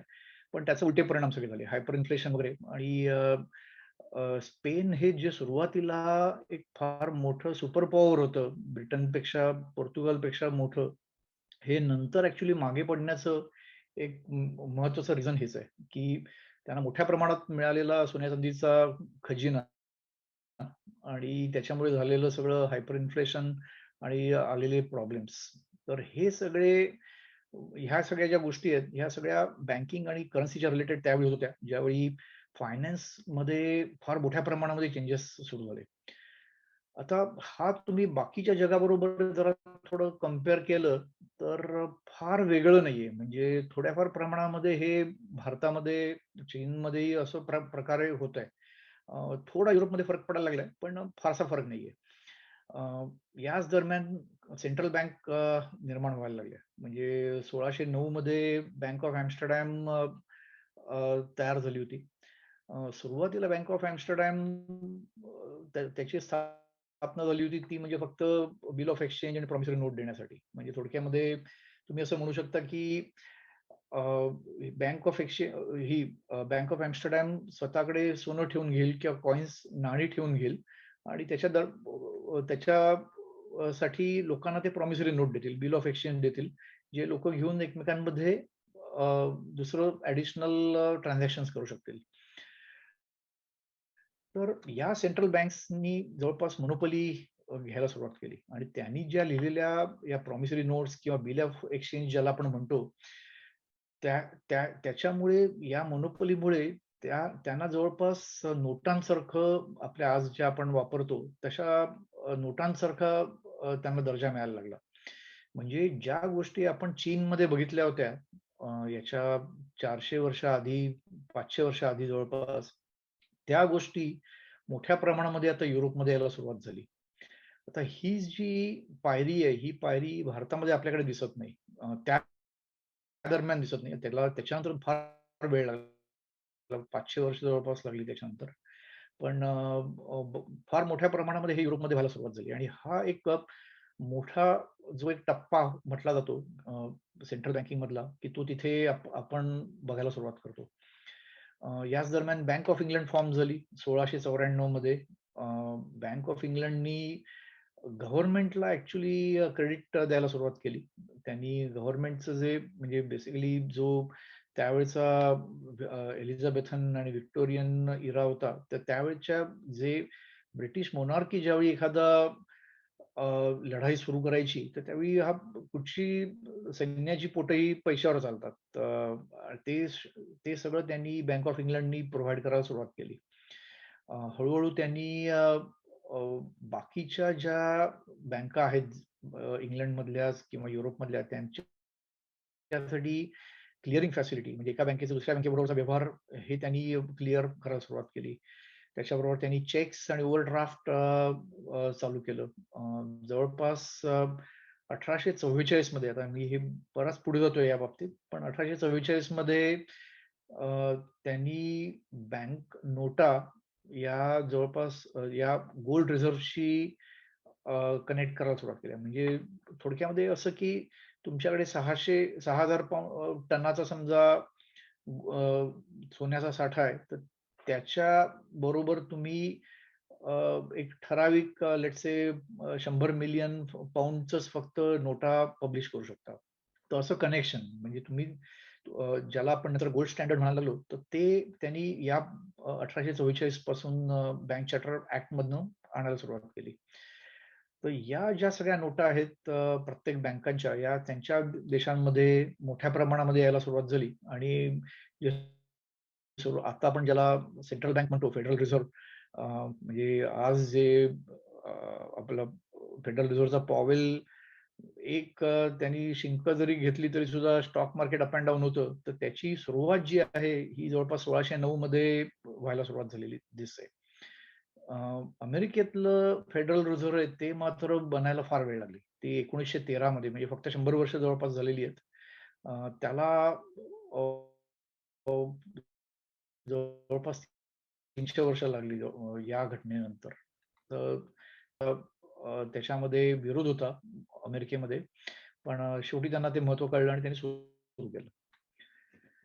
तर या पॉइंटला आपण एक असा पॉज घेऊन बघूया की पूर्ण जगाची जी इकॉनॉमिक हिस्ट्रीमध्ये जीडीपी काय चालू होती. तर तो तुम्हाला हे चित्र असं दाखवेल की हे जरा थोडं स्क्यूड चित्र आहे. म्हणजे पहिली 1000 वर्ष आहेत ही एकदम फास्ट दाखवतात आणि नंतर 1000 पासून आतापर्यंत 2017 पर्यंत जवळपास एकदम क्विकन झाल्यासारखे दिसतात. पण तुम्हाला लक्षात येईल की भारताचा त्यातला जो भाग आहे जगाच्या जीडीपी मधला, हा जवळपास 30% आहे.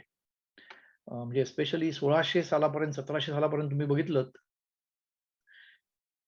तर चीन 25% असेल, भारत 30% असेल. हे फार मोठ्या प्रमाणात जगाचा पार्ट आहे. म्हणजे हे 2 देश असे आहेत, की जवळपास 50-55% जगाचं जी-डी-पी कंट्रोल करतायत. त्याच्यानंतर सगळं चित्र पालटतं. या याच्यापुढे जो फायनान्सनी बदल केलेला आहे याच्यापुढे आणि आपण त्याच्याकडे येऊ म्हणून हा मुद्दाम शेवटचा चार्ट मी एक मध्ये टाकलेला आहे, की जगाच्या फायनान्स मधला जो फरक आहे तो इथे व्हायला सुरुवात होते. तर पुढचं जे एक फायनान्शियल इनोव्हेशन्स मधलं ते म्हणजे बॉन्ड्स, सॉव्हरीन बॉन्ड. तर हे जे इनोव्हेशन आहे, म्हणजे पहिलं इनोव्हेशन समजलं जातं बँक्स आणि बँक क्रेडिट्स आणि हे दुसरं आहे हे सॉव्हरीन बॉन्ड्स. तर सॉव्हरीन बॉन्ड्स म्हणजे त्यावेळी थोडक्यात काय होतं, की अगेन हे परत एकदा इटलीमध्ये आपण जातोय, की हे टस्कनी, फ्लॉरेन्स, पिसा हे सगळे सिटी स्टेट्स आहेत आणि हे कायम एकमेकांशी भांडतायत. हे भांडताना यांना एकमेकांशी बरोबर लढ्या कराव्या लागतात. लोकांचे पगार कसे द्यायचे, शस्त्रास्त्र कुठनं आणायची, तिकडनं खायला काही गोष्टी कशा जमवायच्या, हा जो प्रकार आहे, की 1,00,000 लोकं ज्यावेळी मूव्ह होत आहेत, तर ते हे बॉन्ड्सनी हे प्रॉब्लेम सॉल्व्ह करायला सुरुवात केली. तर हेच वॉर बॉन्ड्स एकदा ज्यावेळी युरोपमध्ये लक्षात आलं, की हे आपण युद्धासाठी वापरू शकतो, तेव्हा इटालियन सिटी स्टेट्स नंतर हे फ्रान्स, स्पेन आणि नंतर ब्रिटन या सगळ्यांनी हे सगळं बॉन्डचं मेकॅनिझम वापरायला सुरुवात केली. तर कधी हे युद्ध जिंकायचे, कधी हरायचे. पण मिळालेल्या खंडणीवर यांचं बॉन्ड्सचं इंटरेस्ट देणं सुरुवात झाली. आणि ते एवढ्या मोठ्या प्रमाणावर गेलं, की काही वेळा म्हणजे युरोपमधले या ज्या कंट्रीज होत्या त्याला ते माउंटन म्हणायचे, की first mountain of debt basically. पहिला जुना डोंगर, नवीन डोंगर असं करत-करत ते प्रत्येक हरलेले तुमचे ज्या लढाई असतात त्याच्याबरोबर एक-एक डोंगर त्याच्याशी कनेक्टेड असायचा. आणि फार रेअरली म्हणजे लाँग टर्ममध्ये कोणाला तरी हातात पैसे राहायचे. पण बॉन्ड मार्केटने एक नवीन रस्ता मिळाला, की तुम्ही फक्त कर, खंडणी, चौथाई, सरदेशमुखी हे जे आपण म्हणतो, त्याच्या व्यतिरिक्त वेगळ्या पद्धतीने तुम्ही पैसे उभे करून अ, या लढाया करू शकता. आणि तिकडनं बॉन्ड मार्केट नी कधी मागे वळून बघितलेलं नाहीये. तर इथे एक व्यक्ती येते ती म्हणजे रॉथस्चाइल्ड. नेथन रॉथस्चाइल्ड आणि त्याचे भाऊ. हे भाऊ हे 5 जण हे युरोपमध्ये 4 ठिकाणी बसायचे. लंडन, पॅरिस, एम्स्टरडॅम आणि फ्रँकफर्ट. आणि यांचा धंदा यांनी असाच हे केला, की वेगवेगळ्या देशासाठी बॉन्ड लॉन्च करायचे. म्हणजे समजा इंग्लंडचा राजा आला नेथन रॉथस्चाइल्डकडे आणि सांगायला लागला, की मला 10 मिलियन पाउंड पाहिजेत. तर रॉथस्चाइल्ड वेगवेगळ्या इन्व्हेस्टरकडे जाईल आणि तो म्हणेल, की हा लढाईत हरायची शक्यता आहे का जिंकायची शक्यता आहे? आणि जर का रॉथस्चाइल्डला लक्षात आलं, की हा हरणार आहे, तर हा त्याच्यासाठी बॉन्ड इश्यू तो करायचाच नाही. म्हणजे लोकांना एक लक्षात आलं, की जर का रॉथस्चाइल्ड एखाद्या देशासाठी बॉन्ड इश्यू करतोय, तर तो देश जिंकायची शक्यता फार जास्त आहे. आणि त्यांनी एक असा दुसरा इफेक्ट यायला सुरुवात झाली. अ, फार मोठ्या प्रमाणात पैसे कमवले. त्यांचा दुसरा पॅरलल धंदा होता, की सोने, चांदी त्यांची त्यांचा अदलाबदल किंवा गोल्ड करन्सीज एक्सचेंजेस. आणि ते त्याचा मुख्य एडवांटेज होता, की हे 5 भाऊ हे युरोपमधल्या 4 मोठ्या शहरांमध्ये होते आणि एकमेकांकडे ते पैसे ट्रान्सफर करू शकायचे. एवढ्या मोठ्या प्रमाणावर ही गोष्ट होती, की जी एक फेमस बॅटल ऑफ वॉटरलू आहे, ज्याच्यामध्ये नेपोलियनचा पराभव झाला आणि ड्यूक ऑफ वेलिंग्टन जिंकला होता. तर त्या लढाईमध्ये सुद्धा इंग्लंडच्या मोनार्कीनी रॉथस्चाइल्डला धरलं आणि सांगितलं, की कसंही करून तू ड्यूक ऑफ वेलिंग्टनला सोनं पोहोचवायचंय. जगामध्ये फक्त तू एकटा करू शकतो हे. आणि रॉथस्चाइल्ड सोनं पोहचवून म्हणजे तुम्हाला जी रसद लागते सैन्यासाठी त्याच्यासाठी ते हे सोनं पोहचवणं, नाणी पोहचवणं तुम्हाला मॅन्डेटरी असतं. तर ते हे रॉथस्चाइल्ड करायचा. रॉथस्चाइल्डचे स्वतःचे जे खबरे होते ते त्यामुळे कायम या लढायांमध्ये असायचे. की कुठे काय होतंय, कुठे आपल्याला नवीन बिझनेस मिळतोय. तर असं समजलं जातं, की जी ही बॅटल ऑफ वॉटरलू झालं, बॅटल ऑफ वॉटरलू हा ड्यूक ऑफ वेलिंग्टन जिंकला याची खबर ही पहिली त्याच्या खबऱ्यांनी अ, इंग्लंडमध्ये रॉथशाइल्डपर्यंत आणली. म्हणजे गव्हर्नमेंटला स्वतःला माहीत नव्हतं, की आपण हे युद्ध जिंकलेलो आहोत. रॉथशाइल्डला कळलं होतं. दुसऱ्या दिवशी ज्यावेळी बॉन्ड्स मार्केट ओपन झालं लंडनमध्ये उघडलं, त्यांनी तिकडे जाऊन बॉन्ड घ्यायला सुरुवात केली गव्हर्नमेंटचे स्वतःच. खालच्या किमतीला घ्यायला सुरुवात केली, भरपूर जमा केले आणि तो हे करतच राहिला. ज्यावेळी न्यूज आली त्यावेळी त्याची ऑब्व्हियसली किंमत वरती गेली होती. म्हणजे आता सध्या आपण त्याला इन्साइडर ट्रेडिंग म्हणू शकतो थोड्याफार प्रमाणामध्ये. पण हे जवळपास रॉथशाइल्डनी करून अशा प्रकारे फायनान्सिंग करून आजच्या किमतीप्रमाणे $800 मिलियन कमावले त्या एका ट्रान्झॅक्शनमध्ये. हे रॉथशाइल्ड फॅमिली त्याच्यानंतर जवळपास 150-200 वर्ष युरोपचं फायनान्स बऱ्यापैकी कंट्रोल करत होती. म्हणजे आपण मेडिची पाहिले, रॉथशाइल्ड पाहिले, त्याच्यानंतरही आले बऱ्यापैकी, पण हे बऱ्यापैकी सगळ्यात मोठे समजले जातात त्याच्यामध्ये. दुसरं मेजर फेनॉमेनन मोठं पायरी आपण समजली जाते ती म्हणजे स्टॉक मार्केटची. तर स्टॉक मार्केट फॉर्म होण्याचं मुख्य रिझन समजलं जातं ते म्हणजे ईस्ट इंडिया कंपनी आणि ती डच ईस्ट इंडिया कंपनी. आणि हे कसं आलं? तर सुरुवात खरं तर बेल्जियमपासून आहे. पण एम्स्टरडॅममध्ये जवळपास 30 व्यापारी होते, की ज्यांना भारत आणि साउथ ईस्ट एशियाबरोबर व्यापार करायचा होता. आता तुम्ही जर का 20 जहाजं पाठवली व्यापारासाठी, तर त्यातली परत येणार फक्त 10 जहाजं. म्हणजे आणि ती पण 4 वर्षांनी वगैरे असं ते त्यावेळेचं गणित असायचं. तर ही रिस्क आहे, की 20 जहाजं पाठवणार तुम्ही 200 लोकं पाठवणार, त्याच्यानंतर 10 जहाजं परत येणार आणि हे फार आतबट्ट्याचा व्यवहार आहे हा सगळा.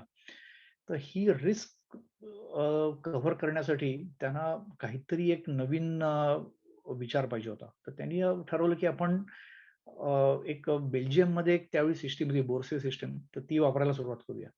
आणि त्यांनी ती अशी सिस्टम वापरली की डच ईस्ट इंडिया कंपनी म्हणून त्यांनी व्ही-ओ-सी म्हणून फॉर्म केली अ, व्यापार करण्यासाठी आणि त्या सिस्टममध्ये त्यांनी असं ठरवलं की लिमिटेड लायबिलिटी म्हणजे समजा पैसे बुडले तर कुठचाही जो इंडिव्हिज्युअल जो शेअर होल्डर आहे तो त्याच्याकडे लॉसेस येणार नाहीत. पण जर का म्हणजे त्याचं फक्त कॅपिटल बुडेल, त्याचं भांडवल असेल ते जाईल पूर्णपणे. पण त्याच्यावरचे जे नुकसान आहे ते त्याचं घरदार उद्ध्वस्त होणार नाही. पण दुसरं म्हणजे जर का नफा झाला, तर तो मात्र डिव्हिडंड्स किंवा तो सगळा शेअर केला जाईल. तर त्यांनी ती कंपनी फॉर्म केली. 4 वर्षांनी त्यांची जहाजं परत आली. फार मोठ्या प्रमाणामध्ये नफा झाला. Dutch east India company form झाली ही 1600 मधली गोष्ट आहे. आणि त्याच्या 3-4 वर्षांनी ही 3-4 प्रोजेक्ट झाल्यानंतर ही खबर सगळीकडे पसरली युरोपमध्ये, की ईस्ट इंडिया कंपनी अशी आहे आणि अशी त्यांनी सिस्टम फॉर्म केलेली आहे आणि त्याच्यामुळे फार मोठा प्रॉफिट होतोय. जवळपास 7 वेगवेगळ्या ईस्ट इंडिया कंपनीज फॉर्म झाल्या. म्हणजे आपली ब्रिटिश ईस्ट इंडिया कंपनी जी आपल्याला माहिती आहे, ही त्यातली एक होती. आणि ही नंतर सगळ्यात सक्सेसफुल समजली जाते त्या इतिहासामध्ये. पण स्टॉक मार्केटची सुरुवात ही अशी आहे, की डच ईस्ट इंडिया कंपनीनी सुरुवात केली आणि त्याच्यानंतर एम्स्टरडॅममध्ये त्यांनी स्टॉक एक्सचेंज फॉर्म केलं. आता हे स्टॉक एक्सचेंज कशासाठी? तर हे आपण बघितलं, की जे सुरुवातीचे 30 जण होते, त्या 30 जणांचे स्वतःचे शेअर्स आहेत प्रत्येकाचे आणि हे शेअर्स त्यांना शेवटपर्यंत 4 वर्ष राहायचं नव्हतं. ते एखादा माणूस आला त्यातल्या 30 सांगितलं, की मला हा ट्रान्सफर करायचा आहे. तो दुसऱ्या कोणाला तरी विकू शकत होता. आणि हे एकत्र एका टाउन सेंटरमध्ये भेटायचे आणि डिक्लेअर व्हायचं याला शेअर्स विकायचे तर कोण घ्यायला तयार आहे आणि तिकडनं ही आपली जी ओपन क्राय सिस्टीम ज्याला म्हणतो आपण त्याची ही सुरुवात आहे. इकडनं शेअर मार्केट सुरू झालं. डच ईस्ट इंडिया कंपनीने एक सगळ्यात मोठी गोष्ट केली ती म्हणजे डेमोक्रटायझेशन ऑफ इनोव्हेशन. म्हणजे हा हा जर कॉन्सेप्ट जरा थोडा वेगळा आहे. म्हणजे आतापर्यंत इव्हन बॉन्ड्स पर्यंत आपण असं बघितलं, की राजे रजवाडे किंवा जे श्रीमंत लोक आहेत हे त्याच्यात जास्त इन्व्हॉल्व्ड आहेत इन्व्हेस्टमेंटमध्ये वगैरे. पण स्टॉक मार्केटमध्ये सामान्य माणूस यायला लागला गुंतवणुकीसाठी आणि दुसऱ्या बाजूनी स्वतःचं नशीब आजमावायला भरपूर लोक देशाबाहेर पडायला लागले. म्हणजे ब्रिटिश ईस्ट इंडिया कंपनीमध्ये जे पहिले पाठवलेले लोक आहेत, हे सगळे हे ब्रिटनमध्ये काही कामधंदा न मिळालेले लोक आहेत. त्यांना कुठेतरी काम पाहिजे म्हणून त्यांना घेऊन वेगवेगळ्या ठिकाणी ईस्ट इंडिया कंपनीनी पाठवलेलं आहे. हे लोक म्हणजे जे हुशार म्हणजे सगळ्या टाईपचे असतात ऑब्व्हियसली लोक, तर त्यातले जे हुशार आहेत हे त्या कंपन्यांमध्ये पुढे चढायला लागले. मेरिटोक्रेसी फॉर्म म्हणजे होणं हे या स्टॉक मार्केटनी केलं असं एक म्हटलं जातं त्याच्यामध्ये, की हेच लोक त्यांच्या स्वतःच्या देशांमध्ये त्यांना फारशे अपॉर्च्युनिटीज नव्हत्या, फारशा संधी नव्हत्या. तिकडे मोनार्की होती. प्रत्येक राजेशाही जी होती प्रत्येक देशांमधली त्यांनी सगळ्या संध्या दाबून ठेवल्या होत्या. हे सगळं चित्र या ठिकाणाहून बदलायला लागलं आणि माझ्या मते बॉन्ड आणि स्टॉक मार्केट याच्यामध्ये युरोप पुढे यायला लागला. बाकी त्याच्या आधी आपण बघितलं, की त्याच्या आधी युरोप हा बऱ्यापैकी मेडिव्हल इरामध्येच होता. पण इकडनं नवीन-नवीन प्रोजेक्ट तयार करणं, नवीन आयडियाज, नवीन कंपनीज फॉर्म करणं, हे सगळं सुरू झालं आणि ह्याच्यातनंच आपण ज्याला पुलिंग ऑफ रिस्क आणि लिमिटेड लायबिलिटी एंटरप्राइज म्हणतो, ते सगळं सुरू झालं. ह्याच्यातनं व्यापारीकरण, मर्कंटलिझम, देन इंडस्ट्रियल कॅपिटलिझम आणि नंतर इंडस्ट्रियल रिव्हॉल्युशनची सुरुवात झाली. तर स्टॉक मार्केटचं जे मोठा फरक पडला, तो देशाच्या भविष्यावर फरक पडायला सुरुवात झाली. ज्या देशांनी बॉन्ड आणि स्टॉक मार्केट या कालखंडामध्ये आणायला सुरुवात केली, तर त्या देशांमध्ये सामान्य माणूस फार मोठ्या प्रमाणामध्ये त्याच्यामध्ये इन्व्हॉल्व व्हायला सुरुवात झाली. दोन्ही बाजूनी म्हणजे त्या कंपन्यांमध्ये तुम्हाला रोजगार मिळायला लागला आणि ते लोक मोठे व्हायला लागले आणि जे आता तुम्ही ब्रिटनमध्ये आजही गेलात आणि कंट्री साइडला फिरलात तर तिकडे जे मोठमोठे मॅनॉर तुम्हाला दिसतात, हे राजेशाही मॅनॉर नाहीयेत. हे लोक आहेत हे कधी काळी 300-500 वर्षापूर्वी देश सोडून वेगवेगळ्या ठिकाणी जगात गेलेले आहेत. आपण ज्याला म्हणायचो की ब्रिटिश साम्राज्यावरचा सूर्य कधी मावळत नाही, तर त्यांनी पूर्ण जगभरात फिरलेले आहेत. तुमच्या देशामध्ये ब्रिटनमध्ये हे लोक कोणीच नाहीयेत, पण त्यांना संधी मिळालेली आहे बाहेर त्याची. हे स्वतःच्या गुणांमुळे किंवा लढायांमुळे किंवा वेगवेगळ्या कारणांमुळे मोठे झालेले आहेत. फार मोठ्या प्रमाणावर पैसा कमावला आणि त्यांनी तो पैसा इंग्लंडमध्ये परत आणलाय आणि त्याच्यातनं हे पिळवणूक सुद्धा आहे. आपण त्याच्याकडे पण येऊ थोड्या वेळामध्ये. पण हे आपण फार मोठ्या प्रमाणात दिसतं. हेच ते आपण जे म्हणतो की golden age of stock market, की त्याच्यानंतर ॲसेट बबल्स वगैरेही झालेले आहेत मोठ्या प्रमाणात. साऊथ सी बबल्स किंवा मिसिसिपी बबल्स आपण ज्याला म्हणतो, ते सुद्धा झालेले आहेत. पण हे स्टॉक मार्केटचं गोल्डन एज सुरू झालंय. लंडनचं स्टॉक एक्सचेंज जे आहे, ते 1801 मध्ये सुरू झालंय आणि न्यूयॉर्कचं 1817. खरं तर अमेरिकेतलं पहिलं स्टॉक एक्सचेंज हे फिलाडेल्फियाचं आहे. त्याच्यानंतर 2-3 वर्षांनी न्यूयॉर्कचं सुरू झालंय. पण आता न्यूयॉर्क स्टॉक एक्सचेंज हे जगात सगळ्यात मोठं समजलं जातं आजही. स्टॉक मार्केटचे सगळ्यात मोठे जे धोके समजले जातात, ते म्हणजे बूम बस्ट सायकल तर आहेच, ॲसेट बबल्स आपण ज्याला म्हणतो. त्याच्याबरोबर स्टॉक मार्केटला एथिक्स आणि मोरॅलिटी नाही असं समजलं जातं. म्हणजे बेसिकली बिझनेस स्लेव्ह मार्केट जे आहे, ट्रायंग्युलर ट्रेड युरोप, आफ्रिका आणि अमेरिकेतला जो व्हायचा, त्याला मोठ्या प्रमाणामध्ये स्टॉक मार्केट सुद्धा कारणीभूत आहे. कारण त्यांनी इनडायरेक्टली त्याला तो सगळा सपोर्ट केलेला आहे. आणि तिसरी गोष्ट जे कलोनियलिझम किंवा युरोपियन इम्पेरियलिझम जे आहे, ते पण स्टॉक मार्केटनीच प्रायोजित केलेलं आहे. तर हा त्यातला सगळ्यात मोठा धोका समजला जातो. पटकन त्यातलं एक उदाहरण असं आहे, the great hedge of India. म्हणजे हे कोणी ऐकलेलं नसतं म्हणून मी हे ऍड करतोय, की भारतामध्ये ब्रिटिशांनी ही जवळपास 1850-1880 मधली गोष्ट आहे, 30 वर्षातली, की एक फार मोठं काटेरी झुडपांची एक कस्टम लाईन सारखी बनवली होती. 2300 मैलांची ही काटेरी झुडपांची भिंत आहे ही. ही भिंतची जाडी जवळपास 8 ते 10 फुटाची असायची. त्याचं कारण काय तर भारताच्या पश्चिमेकडे बनलेलं जे मीठ आहे, ते भारताच्या पूर्वीकडे ते पाठवायचं नाही. पाठवायचं नाही पेक्षाही टॅक्स घेऊन पाठवायचं. आणि तो जो टॅक्स आहे, तो टॅक्सचा रेव्हेन्यू हा ब्रिटिश स्वतः घेऊन जायचे. आता हा जो प्रकार आहे, हा पहिल्यांदा मिठापासून सुरू झालं आणि नंतर तो बऱ्यापैकी सगळ्याच वस्तूंवर, म्हणजे एस्पेशली ब्रिटनमधनं ज्या वस्तू, कच्चा माल भारतातनं घेऊन जाणार ब्रिटनमध्ये आणि ब्रिटनमध्ये जो पक्का माल बनवून यायचा, त्या सगळ्याच गोष्टींवर त्यांनी हे टॅक्सेशन सुरू केलेलं आहे. तर हा जो हे ग्रेट हेज ऑफ इंडिया ज्याला म्हणतात, 2300 मैलाची ही काटेरी झुडपांची भिंत आहे, जी स्मगलिंग सॉल्टचं आहे ते थांबवण्यासाठी त्यांनी केलेली आहे. एका काळामध्ये 12,000 ब्रिटिश सैनिक त्या फक्त या काटेरी झुडपाच्या भिंतीला म्हणजे बिल्ड करायला आणि गार्ड करायला त्यांनी ठेवलेले आहेत. त्याचा वर्षाचा खर्च जवळपास 16 लाख वगैरे असायचा त्यावेळचे, ऑब्व्हियसली.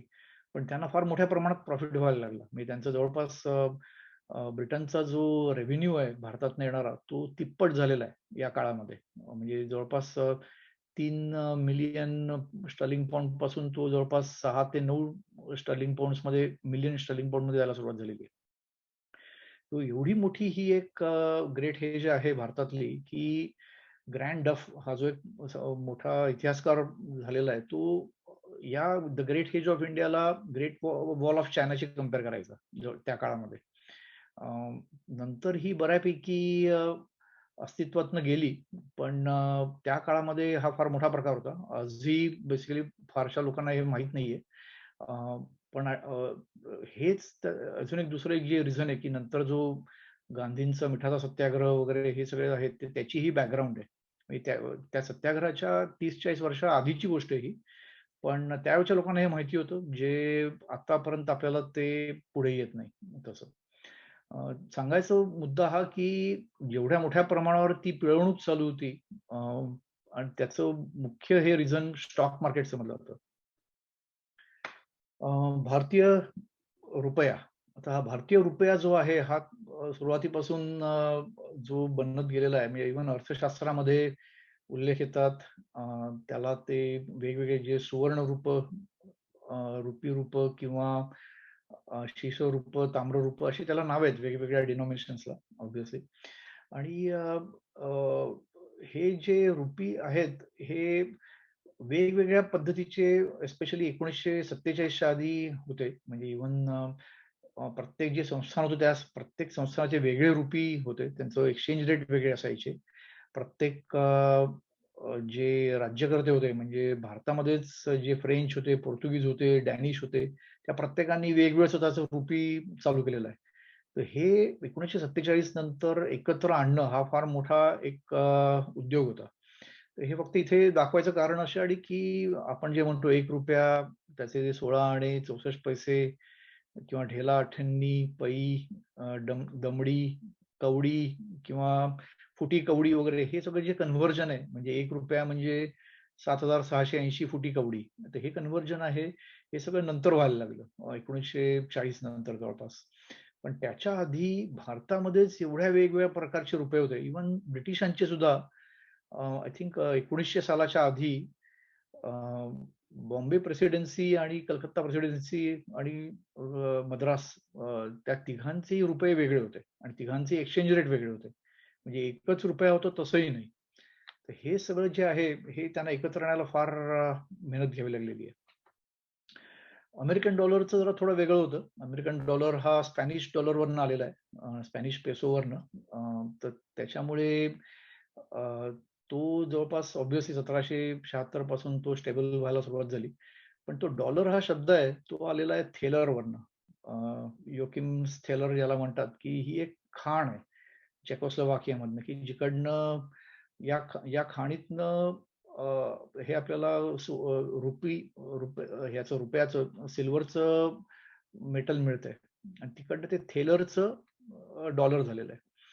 आणि त्याच्यावरचे जे 2 जे चिन्ह दिसतात आपल्याला, डबल बार जे आपण म्हणतो, तर ते आहेत पिलर ऑफ हर्क्युलिस, जिब्राल्टर वरचं पिलर ऑफ हर्क्युलिस, जे स्पॅनिश पेसोवर असायचे. तर ते स्पॅनिश पेसोवरचे जे होते, ते त्यांनी कन्व्हर्ट करून जे डबल पिलर टाकून ते एसमध्ये, स्पॅनिश पेसोमध्ये एसमध्ये ते टाकायला सुरुवात केली आणि ते US डॉलरमध्ये आले आणि तसं ते चिन्ह हळूहळू बनत गेलं.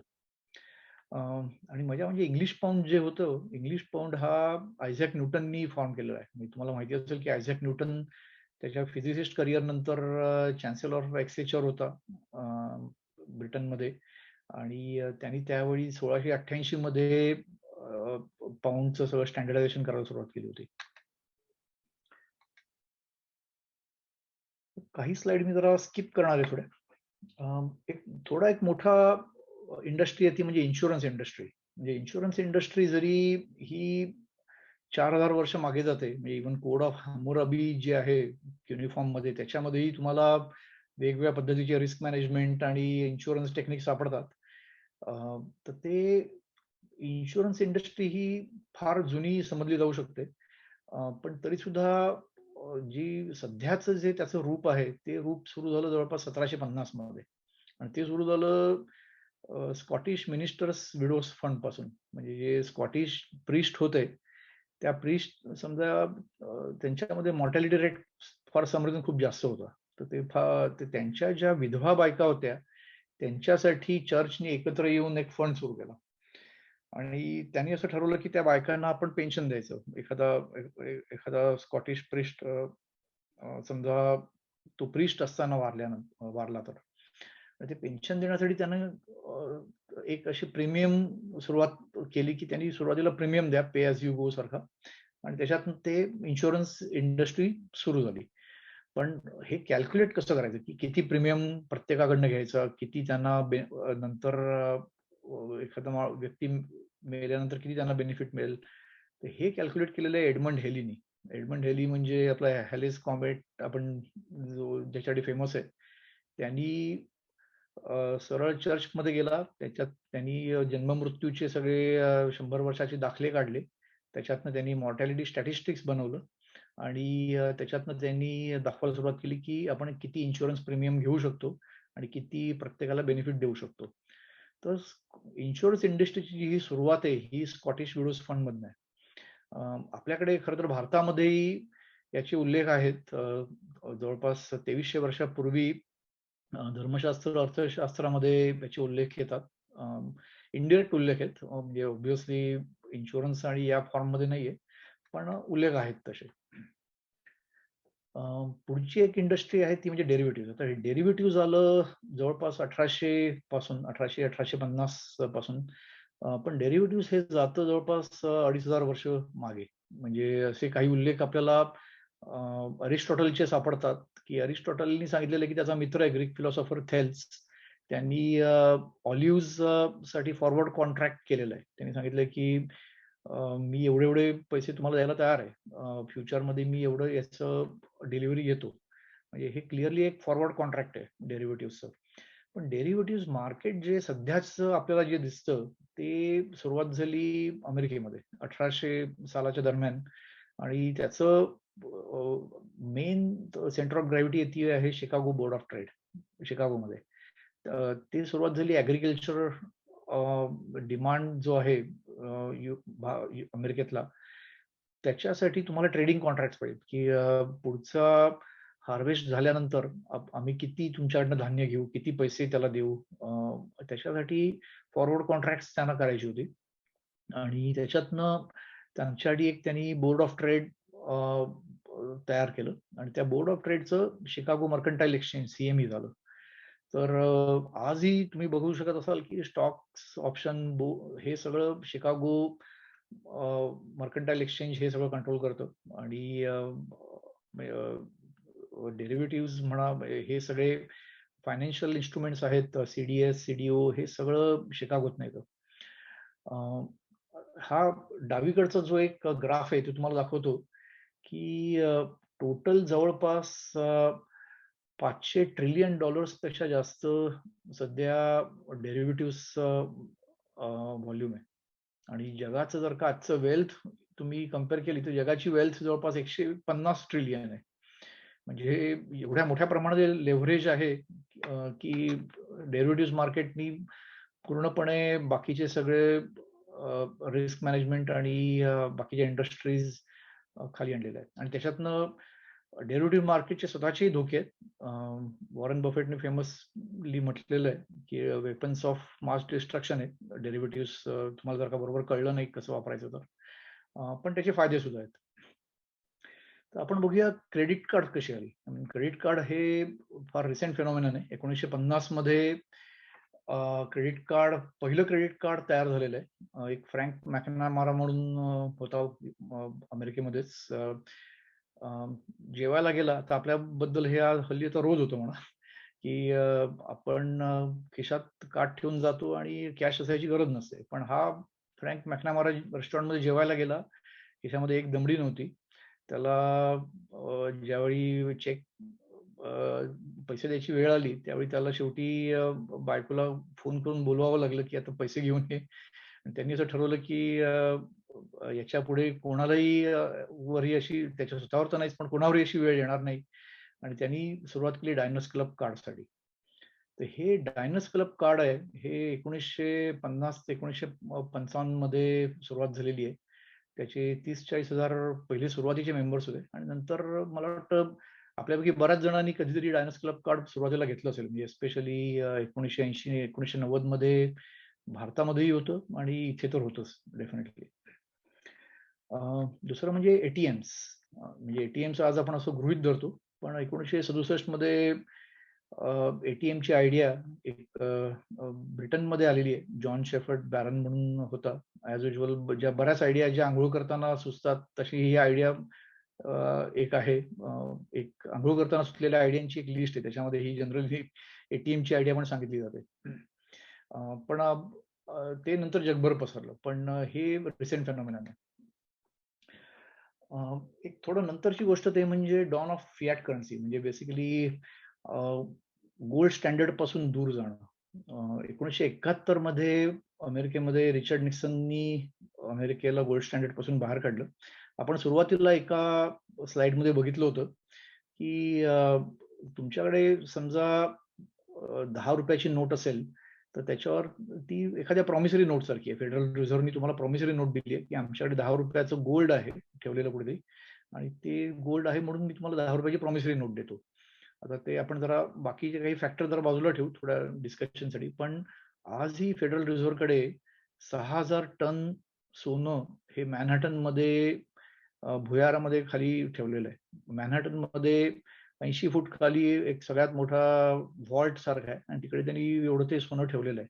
तर हे कुठनं आलं? तर हे सुरुवातीला त्यांचं असं जे म्हणणं होतं, की तुम्ही एवढं ठराविक सोनं असेल, तर तुम्ही ठराविक नोटा, मनी सप्लाय तो कंट्रोल करणं एक्सपेक्टेड आहे. म्हणजे तुम्ही अचानक नोटा छापत सुटलात, तर तिकडे चलन-फुगवटा होणार. तुमच्या देशाचं पुढे जाऊन काही खरं नाही. म्हणजे जे आपण आजही बघतोय आणि 1981 साली पण तुम्हाला आठवत असेल, की फार मोठ्या प्रमाणात इन्फ्लेशन होतं. रिसेशनला सुरुवात झाली नंतर इन्फ्लेशन घालवण्यासाठी.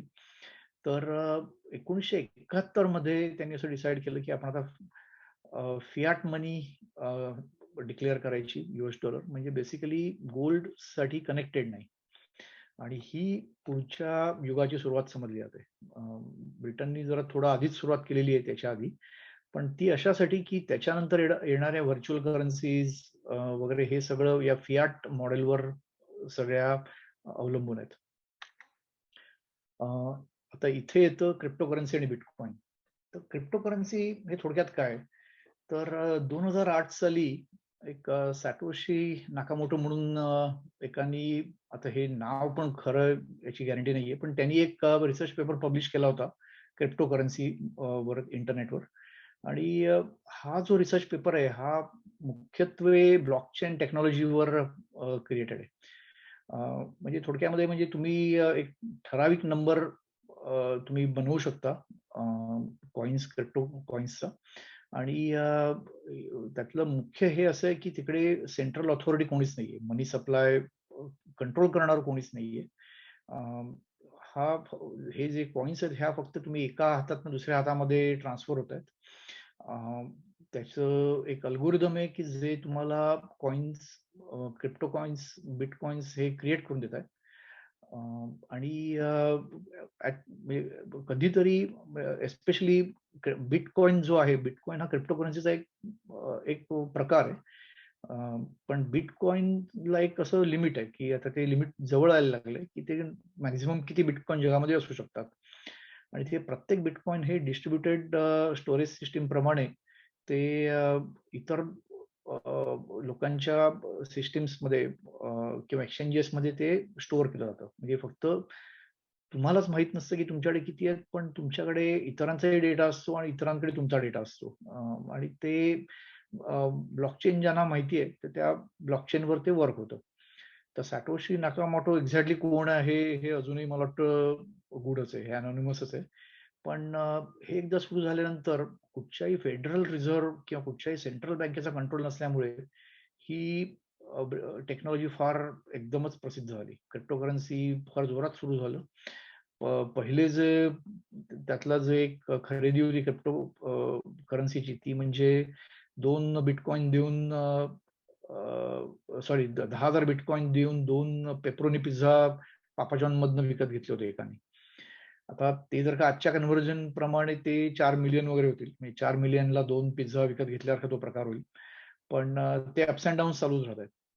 पण त्याच्यानंतर जे एक क्रिप्टोकरन्सीजचं पीक आलं, तर मागच्या महिन्याच्या कॅल्क्युलेशन प्रमाणे जगामध्ये आज जवळपास 18,500 क्रिप्टोकरन्सीज आहेत. त्यातलं बिटकॉइन हे सगळ्यात फेमस आहे. स्टेबल कॉइन्स वगैरे आणि भरपूर क्रिप्टोकरन्सीज हे वरती येऊन खाली पण गेलेले आहेत. सगळ्याच क्रिप्टोकरन्सीज हे ऍक्टिव्ह नाही आहेत किंवा व्हॅल्युएबल नाही आहेत. बऱ्याच डेड पण झालेल्या आहेत. पण तरी सुद्धा जवळपास 10,000 क्रिप्टोकरन्सीज अजूनही ऍक्टिव्ह आहेत. पण सगळ्यात महत्वाचं म्हणजे जवळपास 300 मिलियन क्रिप्टोकरन्सी युजर्स आहेत आज जगामध्ये.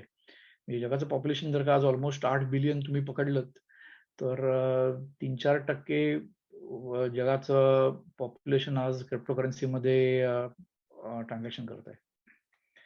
तर याचं भवितव्य काय ते मी सांगू शकत नाही. कारण एवढ्या मोठ्या प्रमाणावर ज्यावेळी हे चालू होतं, हे म्हणजे आपण बघितलं की स्टॉक मार्केटमध्ये किंवा ॲसेट बबल्स झालेली आहेत, बूम बस्ट चालू असतं. तसं एक मॉर्टॅलिटी रेट असणारच आहे. म्हणजे एक ठराविक नंबर ऑफ क्रिप्टोकरन्सीज झोपणारच आहेत. पण तरी सुद्धा काही असतील क्रिप्टोकरन्सीज या चालतील आणि पुढे जातील आणि त्याच्यासाठी काही आपण मोठ्या प्रमाणामध्ये ते वापरायला लागू. पण आजच्या घडीला तरी हे फक्त स्पेक्युलेशनचं इन्स्ट्रुमेंट आहे. फार मोठ्या प्रमाणामध्ये ट्रान्झॅक्शन त्याच्यात नाहीयेत. तर आपण ऑलमोस्ट आता शेवटाकडे आलोय. तर आपण एवढं बघितलं की फायनान्सनी पूर्ण जग बदललं गेल्या 2,500-3,000 वर्षामध्ये.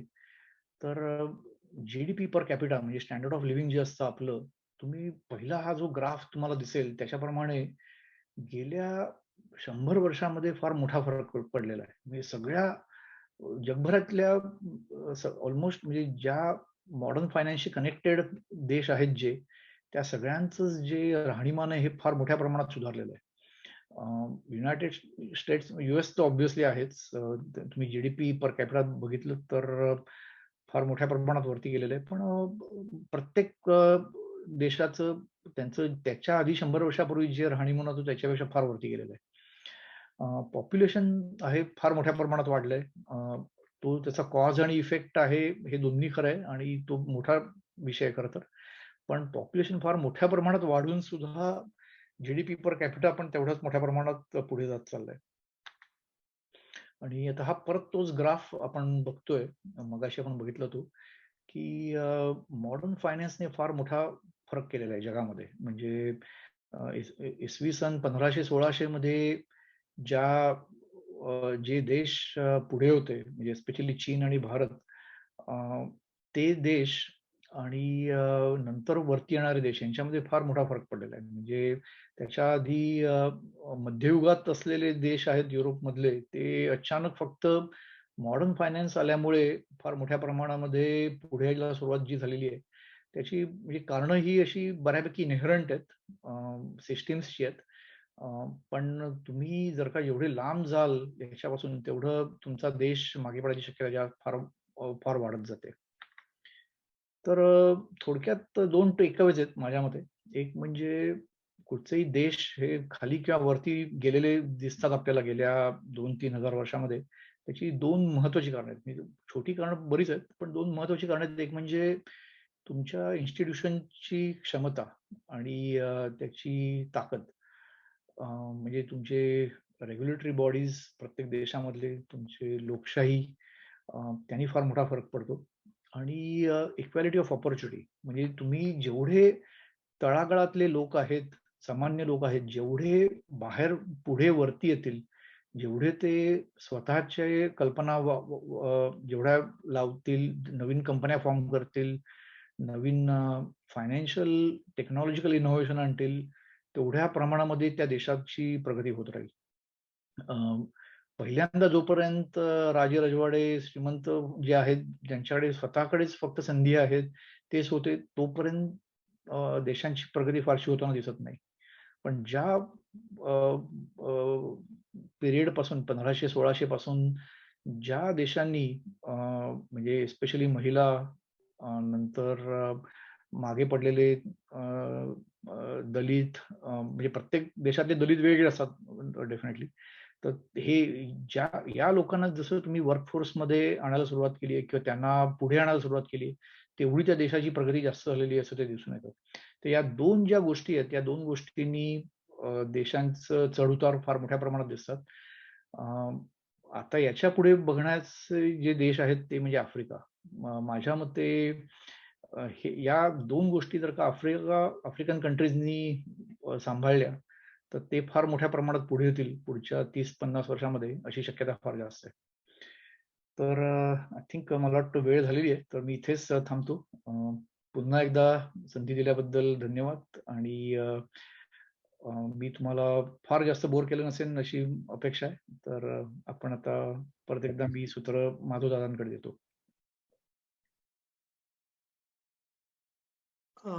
नमस्कार प्रणव वैद्य. इतका मला वाटतं 100-1 तास तरी अभ्यास करावा लागला असेल कमीत कमी. ओके, हू नोज किती वेळ करावा लागला होता. आपण अगदी माहिती अगदी चलन कशी सुरुवात झाली, दगड, नाणी, कागद, टाकसाळं, नोटा, चेक, सोनं गहाण ठेवणं किंवा बॉन्ड, त्यानंतर आता इन्शुरन्स कंपन्या, स्टॉक मार्केट, क्रेडिट कार्ड, म्हणजे डायनर्स क्लब जे म्हटलंय, डिस्कवर हे कार्ड सगळ्यांकडे असेल कदाचित. डायनर्स क्लबचंच आहे ते कार्ड डिस्कवर, जस्ट मला सांगावं असं वाटलं. त्यानंतर ATM वगैरे सगळ्याचा इतका सुंदर तऱ्हेने इतिहास सांगितला. आणि महत्त्वाच्या बाबी म्हणजे आपल्या बऱ्याच जणांना माहिती आहे की भारत GDP मध्ये नंबर 1 देश होता हजारो वर्षे, नो. आणि मग मधल्या काळामध्ये ब्रिटिशांनी आपल्याला लुटलं आणि हळूहळू ते ब्रिटिश असेपर्यंत तरी पण आपलं होतं बरंच, दुसऱ्या महायुद्धापर्यंत. पण नंतर भारत स्वातंत्र्य झाल्यानंतर मग ते खाली गेलं. आणि कसे सैनिक, भारतीय सैनिकांचं वापरल्यामुळे चलन कसा आला, अगदी इतके सुंदर पद्धतीने आज प्रणीलने आपल्या पुढं सांगितलं. खरोखर त्याचं कौतुक करावं तेवढं थोडंच आहे. आणि खराखुरा तो इतिहासाचा अभ्यासक किंवा एक हौशी म्हणतो आपण, जोपर्यंत तुम्हाला हौस नसेल, छंद नसेल, जसं आपल्याकडे हौशेला मोल नाही असं म्हणतात, तर हा इतिहास प्रेमी, इतिहासाचा छंद असल्यामुळेच आज आपल्याला जवळजवळ 2000 वर्षापर्यंतचा इतिहास, अरे जवळजवळ 2700 म्हणजे प्लस आणखीन ते 2000 केले, इतका मोठा इतिहास आपल्या पुढं सादर केल्याबद्दल मी महाराष्ट्र मंडळ शिकागोच्या वतीने, तसेच इतिहास मंचाच्या वतीने मी प्रणील वैद्यचे अगदी मनापासून आभार मानतो. बऱ्याच वेळा सावकारी अजूनही भारतामध्ये आपल्याकडं तुच्छ मानली जाते. पण बाकीच्या धर्मांनी कशी पळवाटा काढल्या, एक पळवाटाच आहे ती म्हणायची, किंवा बॅकडोर, ओके घ्या, व्याज घ्या पण दुसऱ्या मार्गाने घ्या. तर हे काय गेस माणूस धर्म येतो, कशा ना कशा पळवाट्या काढतातच. आणि आता आतापर्यंत शेवटचं म्हणजे बिटकॉइन. अजूनही बराच वेळ लागेल कदाचित.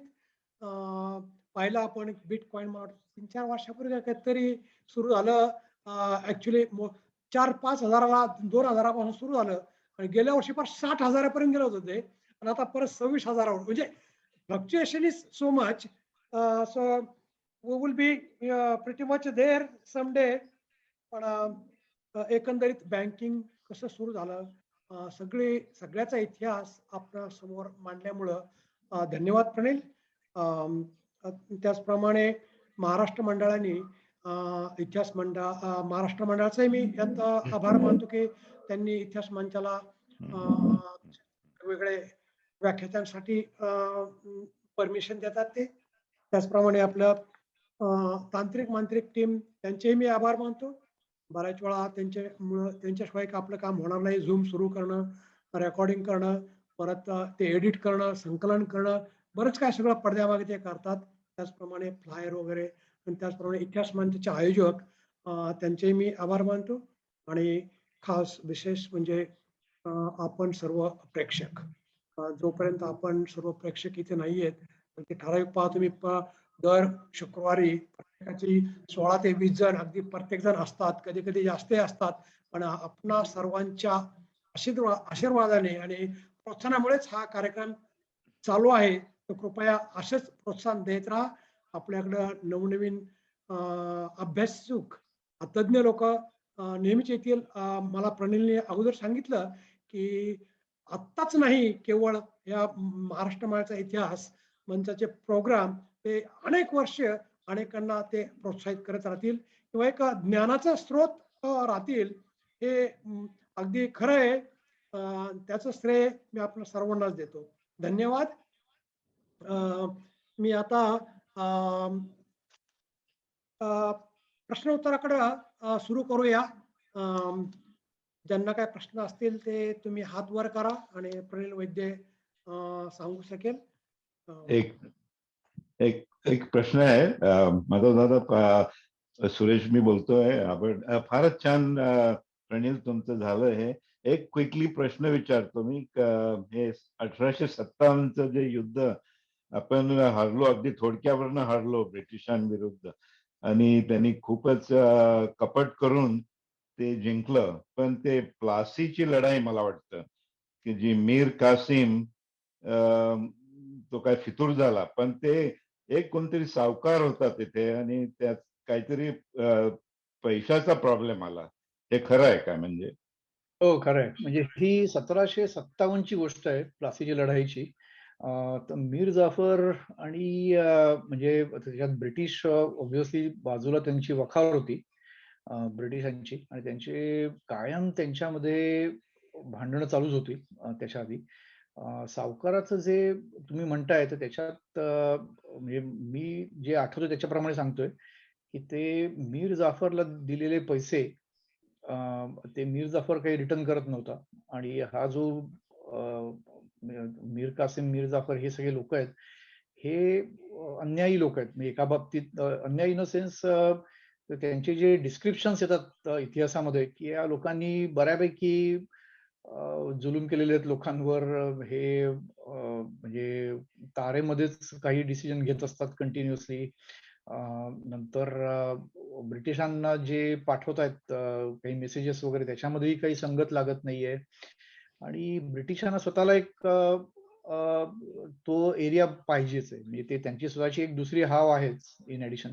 त्या दोघांचंही एक असं द्वंद्व चालू आहे. तर त्यांनी ब्रिटिशांनी त्याच्या माणसांना फोडलेलं आहे आणि त्याच्या आधी ते पैसे घेतलेले आहेत आणि ते हे करून आतमध्येच त्यांनी त्याला हरवलेलं आहे. म्हणजे ते प्लासीची लढाई वगैरे ही सगळी जी आहे, खरं सांगायचं तर प्रत्येक लढाईमध्ये असं एक तुम्ही फायनान्स हा ऍस्पेक्ट काढलात ना, तर त्यावेळी तुम्हाला आपण ज्याला म्हणतो ना follow the money, follow the money हा इतिहासकारांचा एक नेहमीचा छंद आहे की त्याच्यातनं तुम्हाला नवीन एक सगळं हे मिळत जातं. आणि ह्याच्यात प्लासीच्या लढाईमध्ये पण ते तसंच आहे. त्याचे सगळे संदर्भ हे मला बरोबर आठवत नाहीयेत, पण तुमचं म्हणणं बरोबर आहे. Thank you thank you. आणि दुसरा एक प्रश्न, एक फिगुरॉय म्हणून एक जर्मन होता, म्हणजे तो ज्यू नव्हता, तो कॅथलिक होता आणि तो 16व्या वर्षात होता. आणि तो म्युनिकच्या जवळ ऑक्सबर्ग म्हणून एक गाव आहे जे रोमन रूटवर होतं. म्हणजे ऑगस्टस पासून ते गाव आलेलं आहे. तर तेव्हापासून तो त्या गावचा होता. तर 16व्या शतकात तो जगातला बरेच असं समजतात की तो एक संपूर्ण श्रीमंत हे होता, कारण तो शिपिंग मध्ये होता आणि तो खूप लोन द्यायचा सगळ्या यांना, म्हणजे इंडियापर्यंत इकडे तिकडे सगळ्या राजांना लोन करायचा आणि त्यामुळे तो भयंकर रिच झाला आणि त्याचं त्या गावात त्याने पहिली वसाहत जगातली अशी अजून आहे की जी बांधली आहे आर्टिझनसाठी, म्हणजे जे लोक हे तांब्याचं वगैरे शस्त्राचं कामं करतात अशा लोकांना राहायला त्याने ते वसाहत केली आणि ती अजूनही आहे त्याच्या फॅमिलीकडे. आणि फक्त एकच अट होती की दिवसातनं 3 वेळेला कॅथलिक प्रेयर्स म्हणायच्या आणि अजूनही तसंच आहे. म्हणजे ती एक पाहण्यासारखी आहे त्या गावात असं. That's all. थँक्यू. थँक्यू. चांगली इन्फॉर्मेशन आहे लक्ष्मी. मला माहित नव्हतं, तर हे शोधायला पाहिजे अजून जास्त, पण चांगली इन्फॉर्मेशन आहे. धन्यवाद. पुढचा प्रश्न उज्ज्वलाताई Pradhan. Thank you very much. खूप छान झालाय हा प्रणय.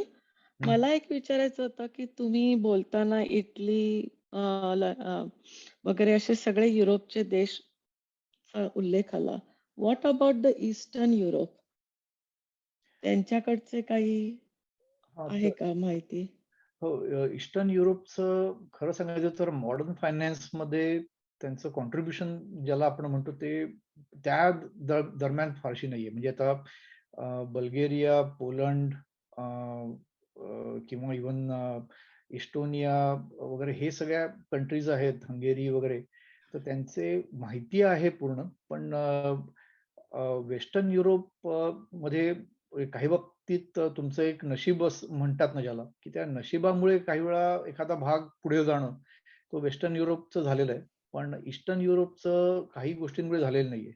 आणि ते जे अप्स अँड डाऊन्स आहेत, म्हणजे ते प्रशियाच्या खाली असणं, ऑस्ट्रो हंगेरी एम्पायरच्या खाली असणं, नंतर ऑटोमन येणं, तर तुम्हाला एक थोडी कुठची नवीन इनोव्हेशन किंवा कशासाठी एक शांतता लागते. पीस टाइम ज्याला म्हणतो आपण, हे Ottoman empires, Prussian empires, Austro Hungary यांच्या सुलतानी संकटामध्ये ते असे कायम पिचून गेलेले लोक आहेत. म्हणजे असं तुम्ही असं इमॅजिन करा की आपल्याकडे मराठवाड्यामध्ये कसं की अस्मानी आणि सुलतानी दोन्ही संकट असतात दरवेळी. अचानक एकदम तिकडनं काहीतरी नवीन येणं, हे तुम्हाला रोजची पोटापाण्याचा प्रॉब्लेम सॉल्व्ह झाल्यानंतर मग तुम्ही काहीतरी नवीन गोष्टी सुचायला लागतात. तर ते त्या काळामध्ये बऱ्यापैकी तो जो एरिया आहे तो तशा ह्याच्यात कंडिशनमध्ये होता. पण त्याच्या व्यतिरिक्त तुम्ही ज्यावेळी वेस्टर्न युरोपला हे करता, कम्पेअर करता, तर त्यावेळी वेस्टर्न युरोपला जरा थोडे काही फायदे झालेले आहेत. त्यातला सगळ्यात मोठा फायदा असा आहे की हे ज्यावेळी सुधारणा ज्यावेळी होत होत्या त्यावेळी तिकडच्या राजेशाहीचा जो एक पकड आहे ती ढिली झाली होती. म्हणजे त्याची बरीच रिझन्स आहेत. ज्यावेळी तुमची राजेशाहीची आणि धर्मसत्तेची पकड ज्यावेळी ढिली होते त्यावेळी अचानक लोक जरा थोडे मान वरती काढतात आणि नवीन काहीतरी करायचा प्रयत्न सुरू करतात. तुम्हाला प्रोटेस्टंटिझम वगैरे जे कल्चर्स जी आलेली आहेत तर त्याच्यामुळे, त्या रिव्होल्युशन्समुळे धर्मसत्तेचाही पगडा जरा थोडा कमी झालेला आहे ब्रिटनमध्ये वगैरे, आणि त्यावेळी बऱ्यापैकी त्यांच्या सुधारणा झालेल्या आहेत. तर माझं म्हणायचं उद्देश असा आहे की ईस्टर्न युरोपमध्ये ते दोन्ही पगडे फार मोठ्या प्रमाणात होते आणि त्याच्यामुळे त्यांच्या ज्या सुधारणा आहेत किंवा त्यांच्या ज्या वेगवेगळ्या गोष्टी त्यांनी ज्या केलेल्या आहेत त्या आर्टिस्टिक फॉर्म मध्ये जास्त आहेत, पण फायनान्स मध्ये फारशा नाही आहेत. तर ते बऱ्यापैकी फॉलोअर्स आहेत, पण ते लीडर्स दिसत नाहीत त्याच्यामध्ये. Thank you very much. पुढचा हात सुभाष दादांचा आहे. सुभाष दादा. खूप छान झालं, खूप चांगली माहिती मिळाली प्रणीत. 2 कमेंट्स आहेत.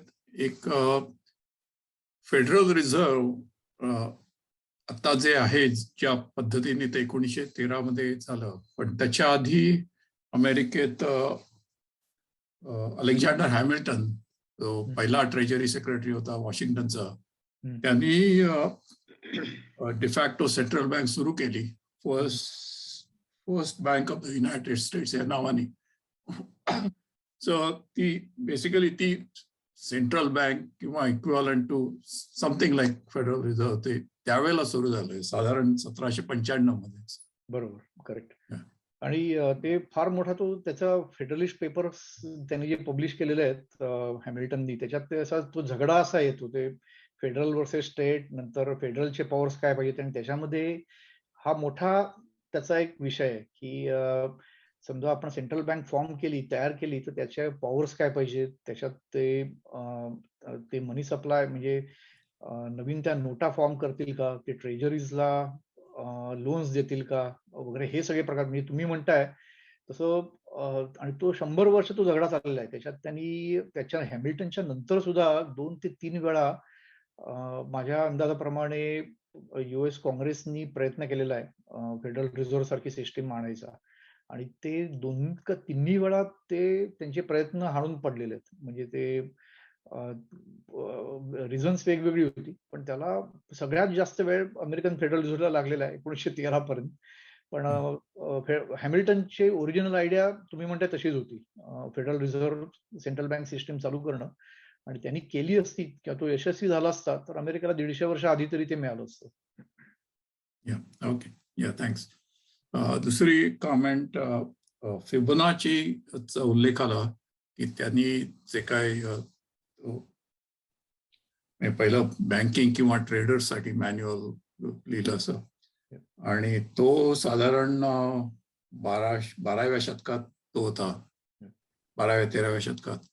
आणि त्यांनी इंडियन आणि अरेबियन ट्रेडर्स कडनं किंवा Indo decimal system, numeral system वापरली, आणि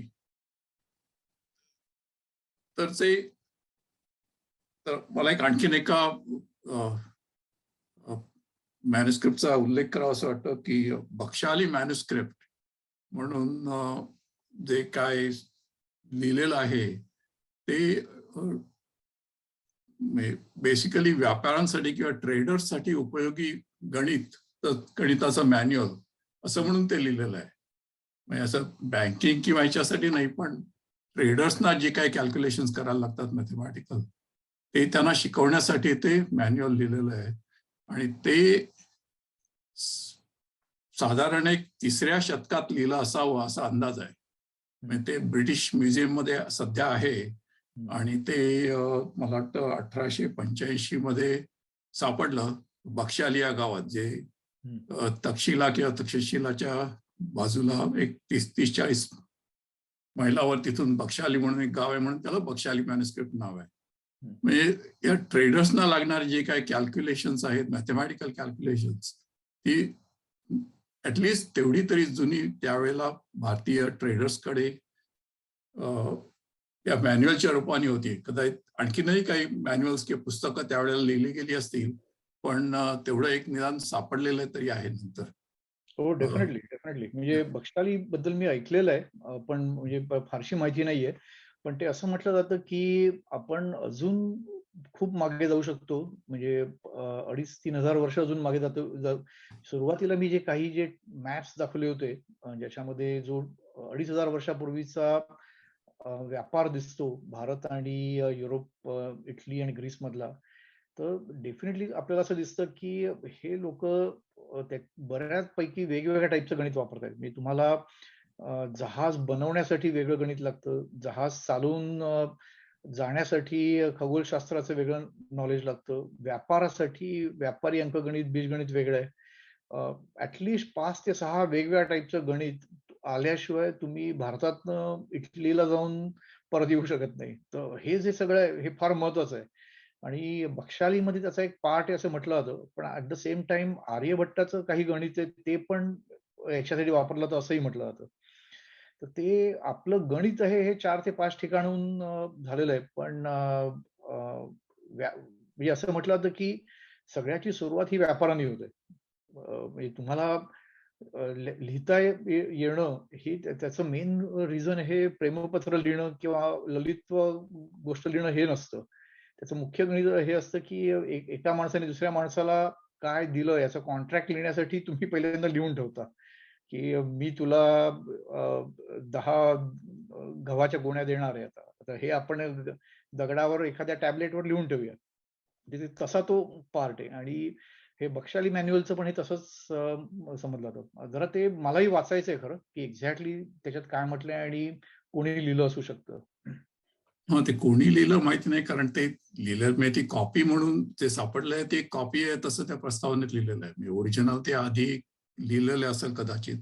आर्यभट्ट 6व्या शतकात होता, पण हे बक्षाली मॅन्युस्क्रिप्ट बर्च बार्कवर लिहिलेलं आहे आणि कार्बन डेटिंग प्रमाणे त्यांनी ते तिसऱ्या शतकात असावं असा आतापर्यंत तरी कन्क्लुजन आहे. आणि ते लिहिलेलं आहे ते शारदा स्क्रिप्ट मध्ये लिहिलेलं आहे. आणि शारदा स्क्रिप्ट ही काश्मीरमध्ये वापरली जायची. इव्हन रिसेंटली गेल्या 50-60 वर्षापर्यंत काश्मीरी पंडित शारदा स्क्रिप्ट मध्ये सगळं लिहायचे. म्हणजे आणि त्याच्यात हे सगळे शून्यापासून 9 पर्यंत आकडे त्या बक्षाली मॅन्युस्क्रिप्ट मध्ये आहेत.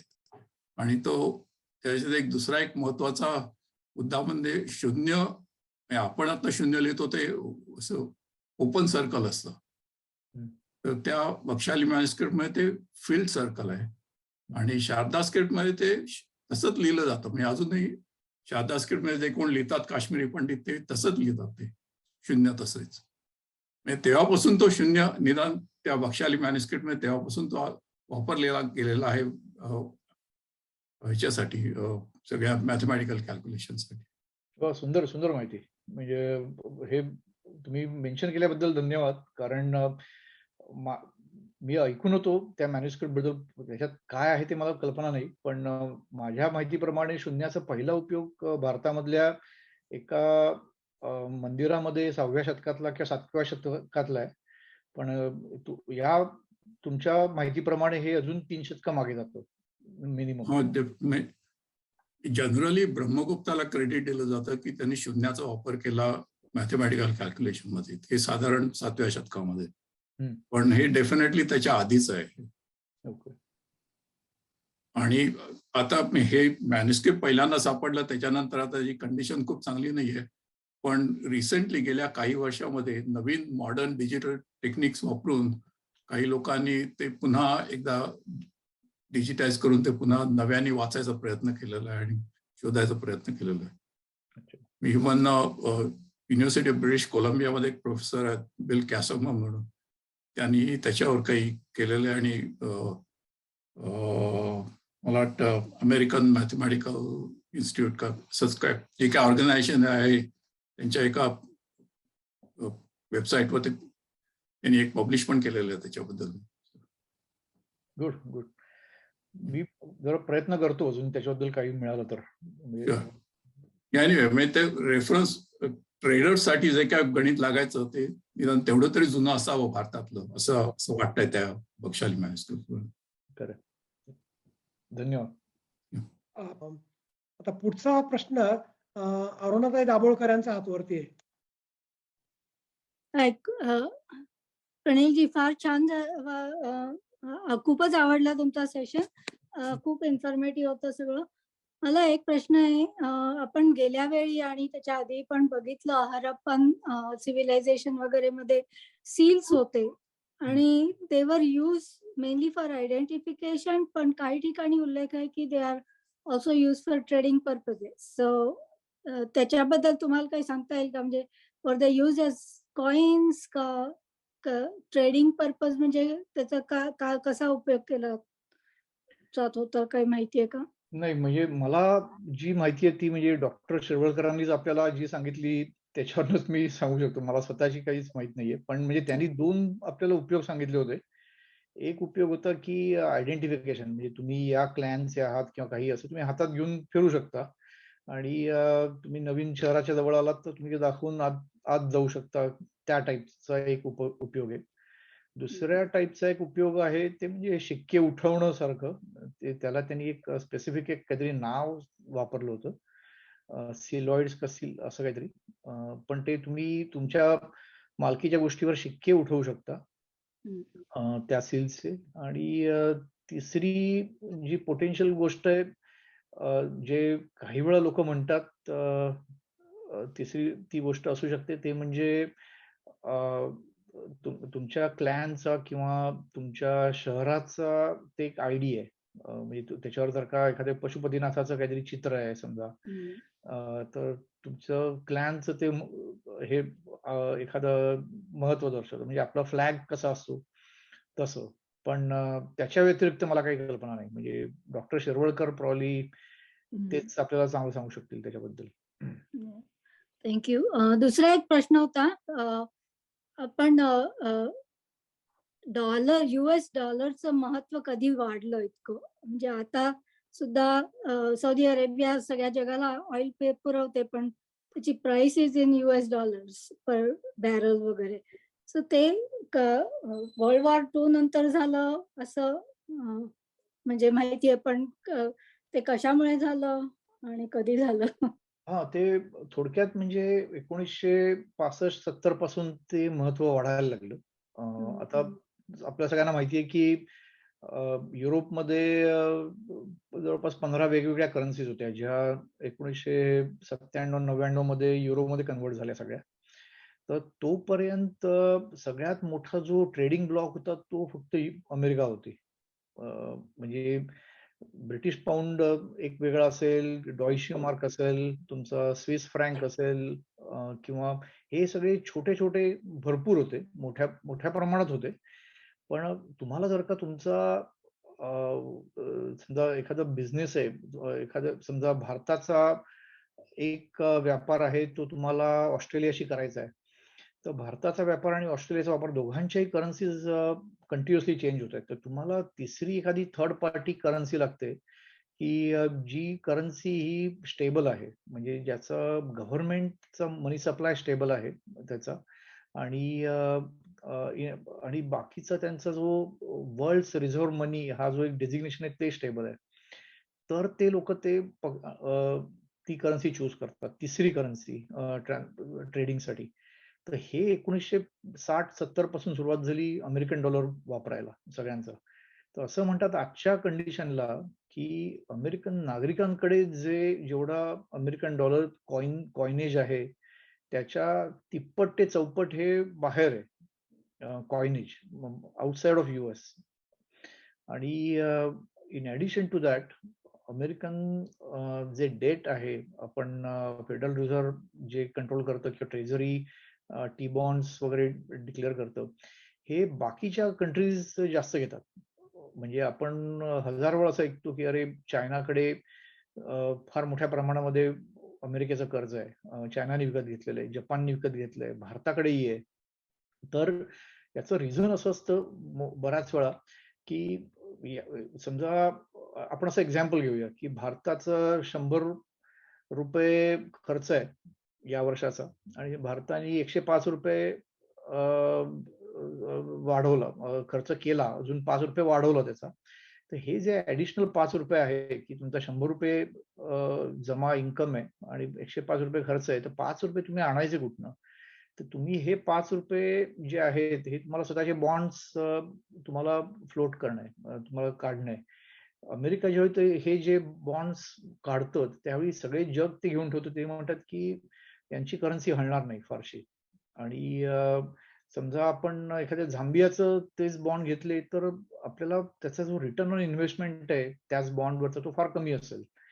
तर त्याच्यात काय होतं की अमेरिका हे स्टेबल करन्सी असल्यामुळे सगळ्या जगाने त्यांच्या स्वतःच्या ट्रान्झॅक्शनसाठी अमेरिकन डॉलर वापरायला सुरुवात केली. ज्या पॉइंटला त्या पॉइंटला अमेरिकन डॉलर हा जगाची करन्सी झाला, व्यापाराची करन्सी झाला. म्हणजे आजही ऑब्व्हियसली आपण युरो म्हणा किंवा येन म्हणा सगळं वापरतो, पण जो व्यापाराची जी मुख्य करन्सी आहे आणि जो एक डिमांड सप्लाय आहे तो फार जास्त, सगळ्यात जास्त अमेरिकन डॉलर मध्ये होतो. हे जरा ह्याच्यात खरं तर फार मोठे भरपूर पॉइंट्स आहेत खरं सांगायचं, पण थोडक्यात मुख्य कारण हे आहे की जगाची करन्सी ज्या पॉइंटला अमेरिकन डॉलर झालं त्या पॉइंटला तो स्ट्रॉंग आणि स्टेबल व्हायला लागला. थँक्यू.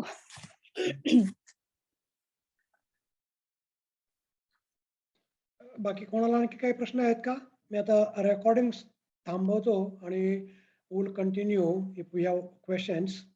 तर हा इतिहास प्रेमी, इतिहासाचा छंद असल्यामुळेच आज आपल्याला जवळजवळ 2000 वर्षापर्यंतचा इतिहास, अरे जवळजवळ 2700 म्हणजे प्लस आणखीन ते 2000 केले, इतका मोठा इतिहास आपल्या पुढं सादर केल्याबद्दल मी महाराष्ट्र मंडळ शिकागोच्या वतीने तसेच इतिहास मंचाच्या वतीने मी प्रणिल वैदीचे अगदी मनापासून आभार मानतो.